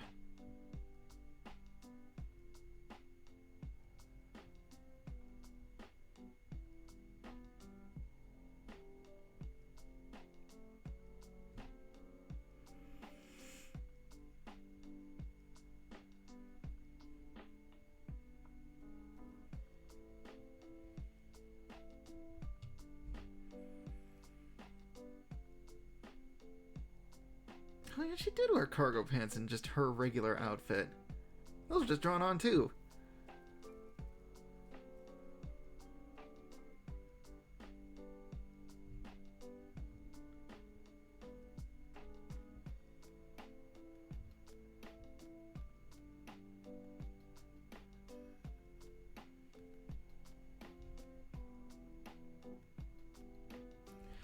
Man, Steven Silver's like such a good character artist, man. I love his designs. They're so good.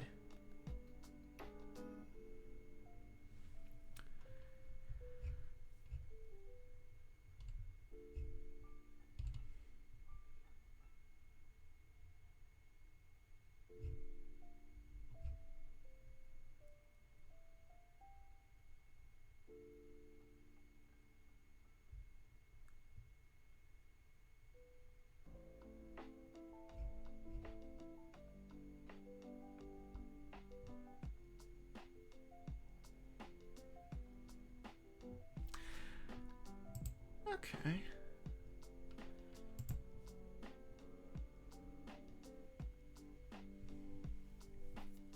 Okay. We're just gonna.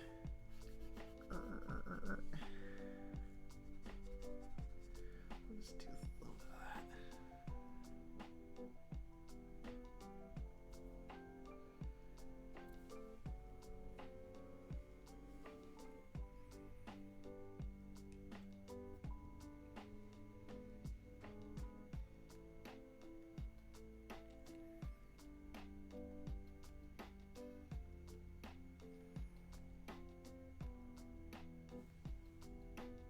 I'm weirdly sleepy for this early. It's the only one I am. Maybe it's the cozy atmosphere. I mean, and also it's like this. The stream isn't really super energetic or anything, so it's like I'm not like yelling and screaming about getting TKO'd by NPCs or whatever. So there's probably that too.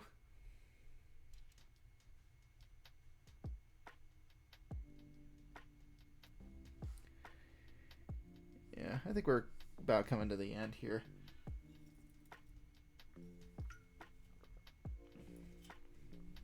Because we're pretty much coming up to the point in my artistic process where I just freaking stare at this thing and wonder what I need to add to it, or just put it down and then wait for the big sleep, and then wake up in the morning and then look at what I made and go, oh, okay, that's what I should probably do.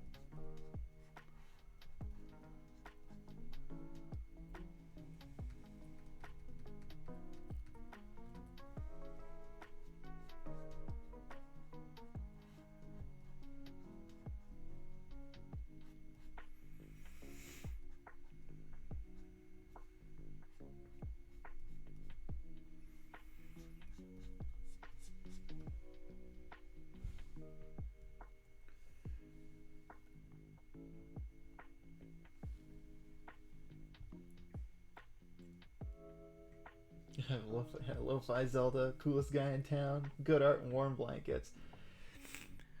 Honestly, all you need for nice, chill, sleepy time vibes.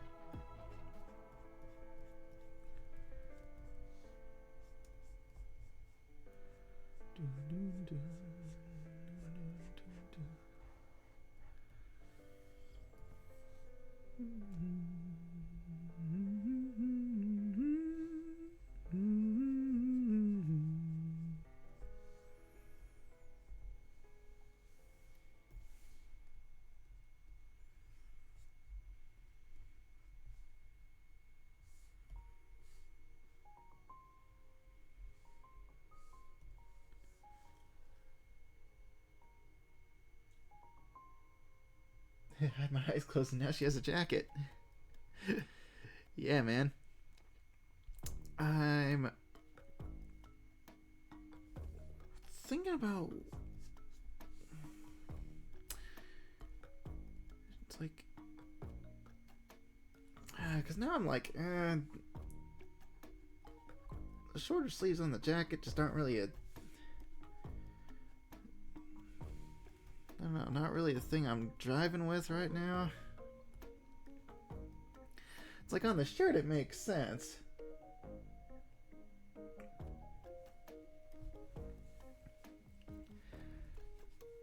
But it's like I think I need to make them longer if I want them to look right.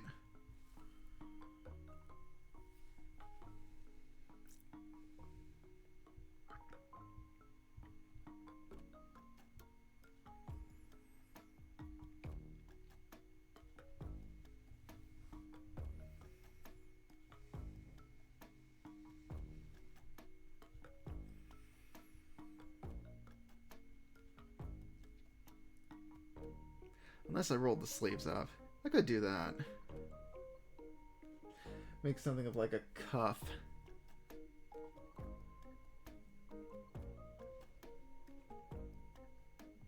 Like right at the elbow.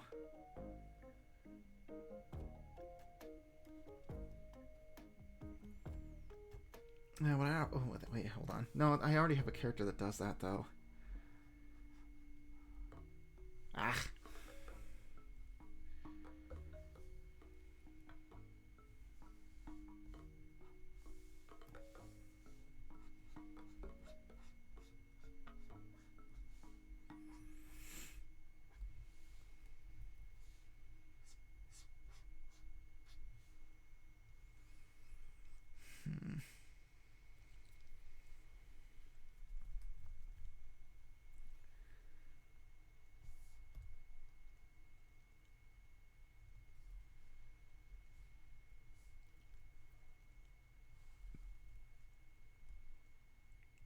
Man, that's...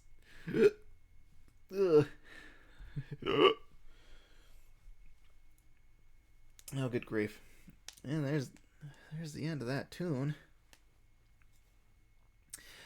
I don't think that'll mark the end of this, though.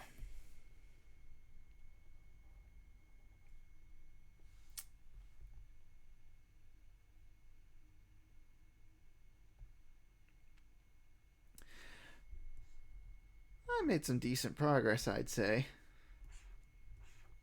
Definitely giving me something to work with as I continue on with this. And we're almost done with Group B, which is really nice. Oh, I forgot to check Sid off of my list for the sketches, because these are going to get color eventually.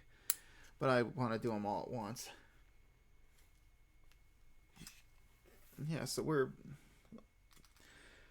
getting close to done with Group B. Once Sarah's done, then we'll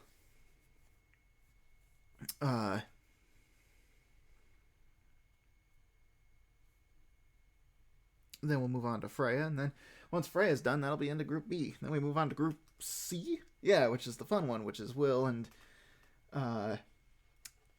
Allison. And all of them's. And then maybe Group D. We might skip C and go to D, because I've been kind of itching to redo Spider Shock and that crew. Mainly because I still see Spider Sona stuff every now and then, so it's still at the forefront of my brain So I want to be tackling that at some point. All right. But, and with the little Control S, a little savey save, that pretty much wraps up this session. So, as we go to, whoops, I clicked the wrong thing. My bad.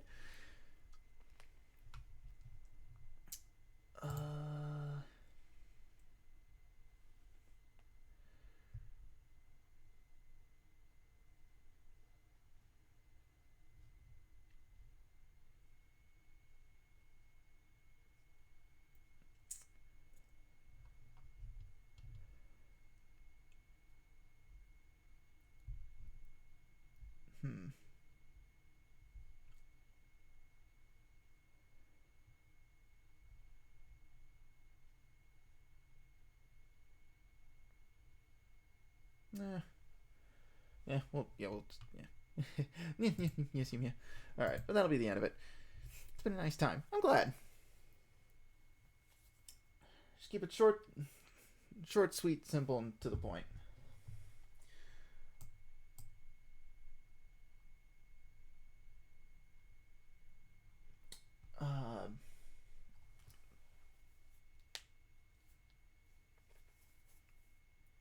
Anyways, as I sit here and recalibrate, yeah, I hope you have a good rest of your day. Thank you. I will try. Got a bit of my afternoon left before the day is done. So, and a few things I can take care of before then. So, with that though, thanks for joining me. Made this little sketch experience a bit more fun. Stream next week. Well, technically it's actually this week because it's Sunday, and I hardly ever stream on Sundays, if ever at all.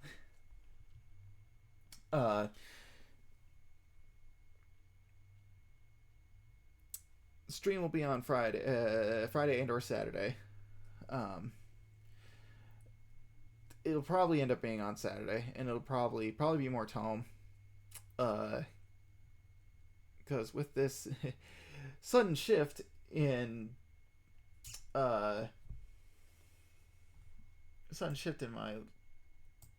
life, I'm probably not gonna have as much energy to do much stuff on my free days as I used to. So, crying.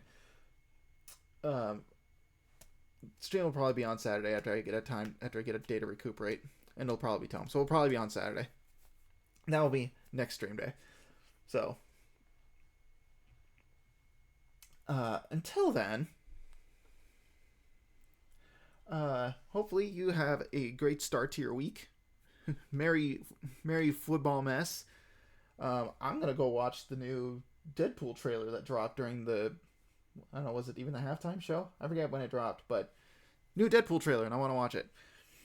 So, and probably eat the rest of the burritos I saved. So hopefully you have a great start to your week. Your week is a fantastic week, and hopefully I'll be able to see you on Saturday. So, till then, take care, and hopefully I'll see you somewhere out there in the multiverse. See ya. Bye-bye.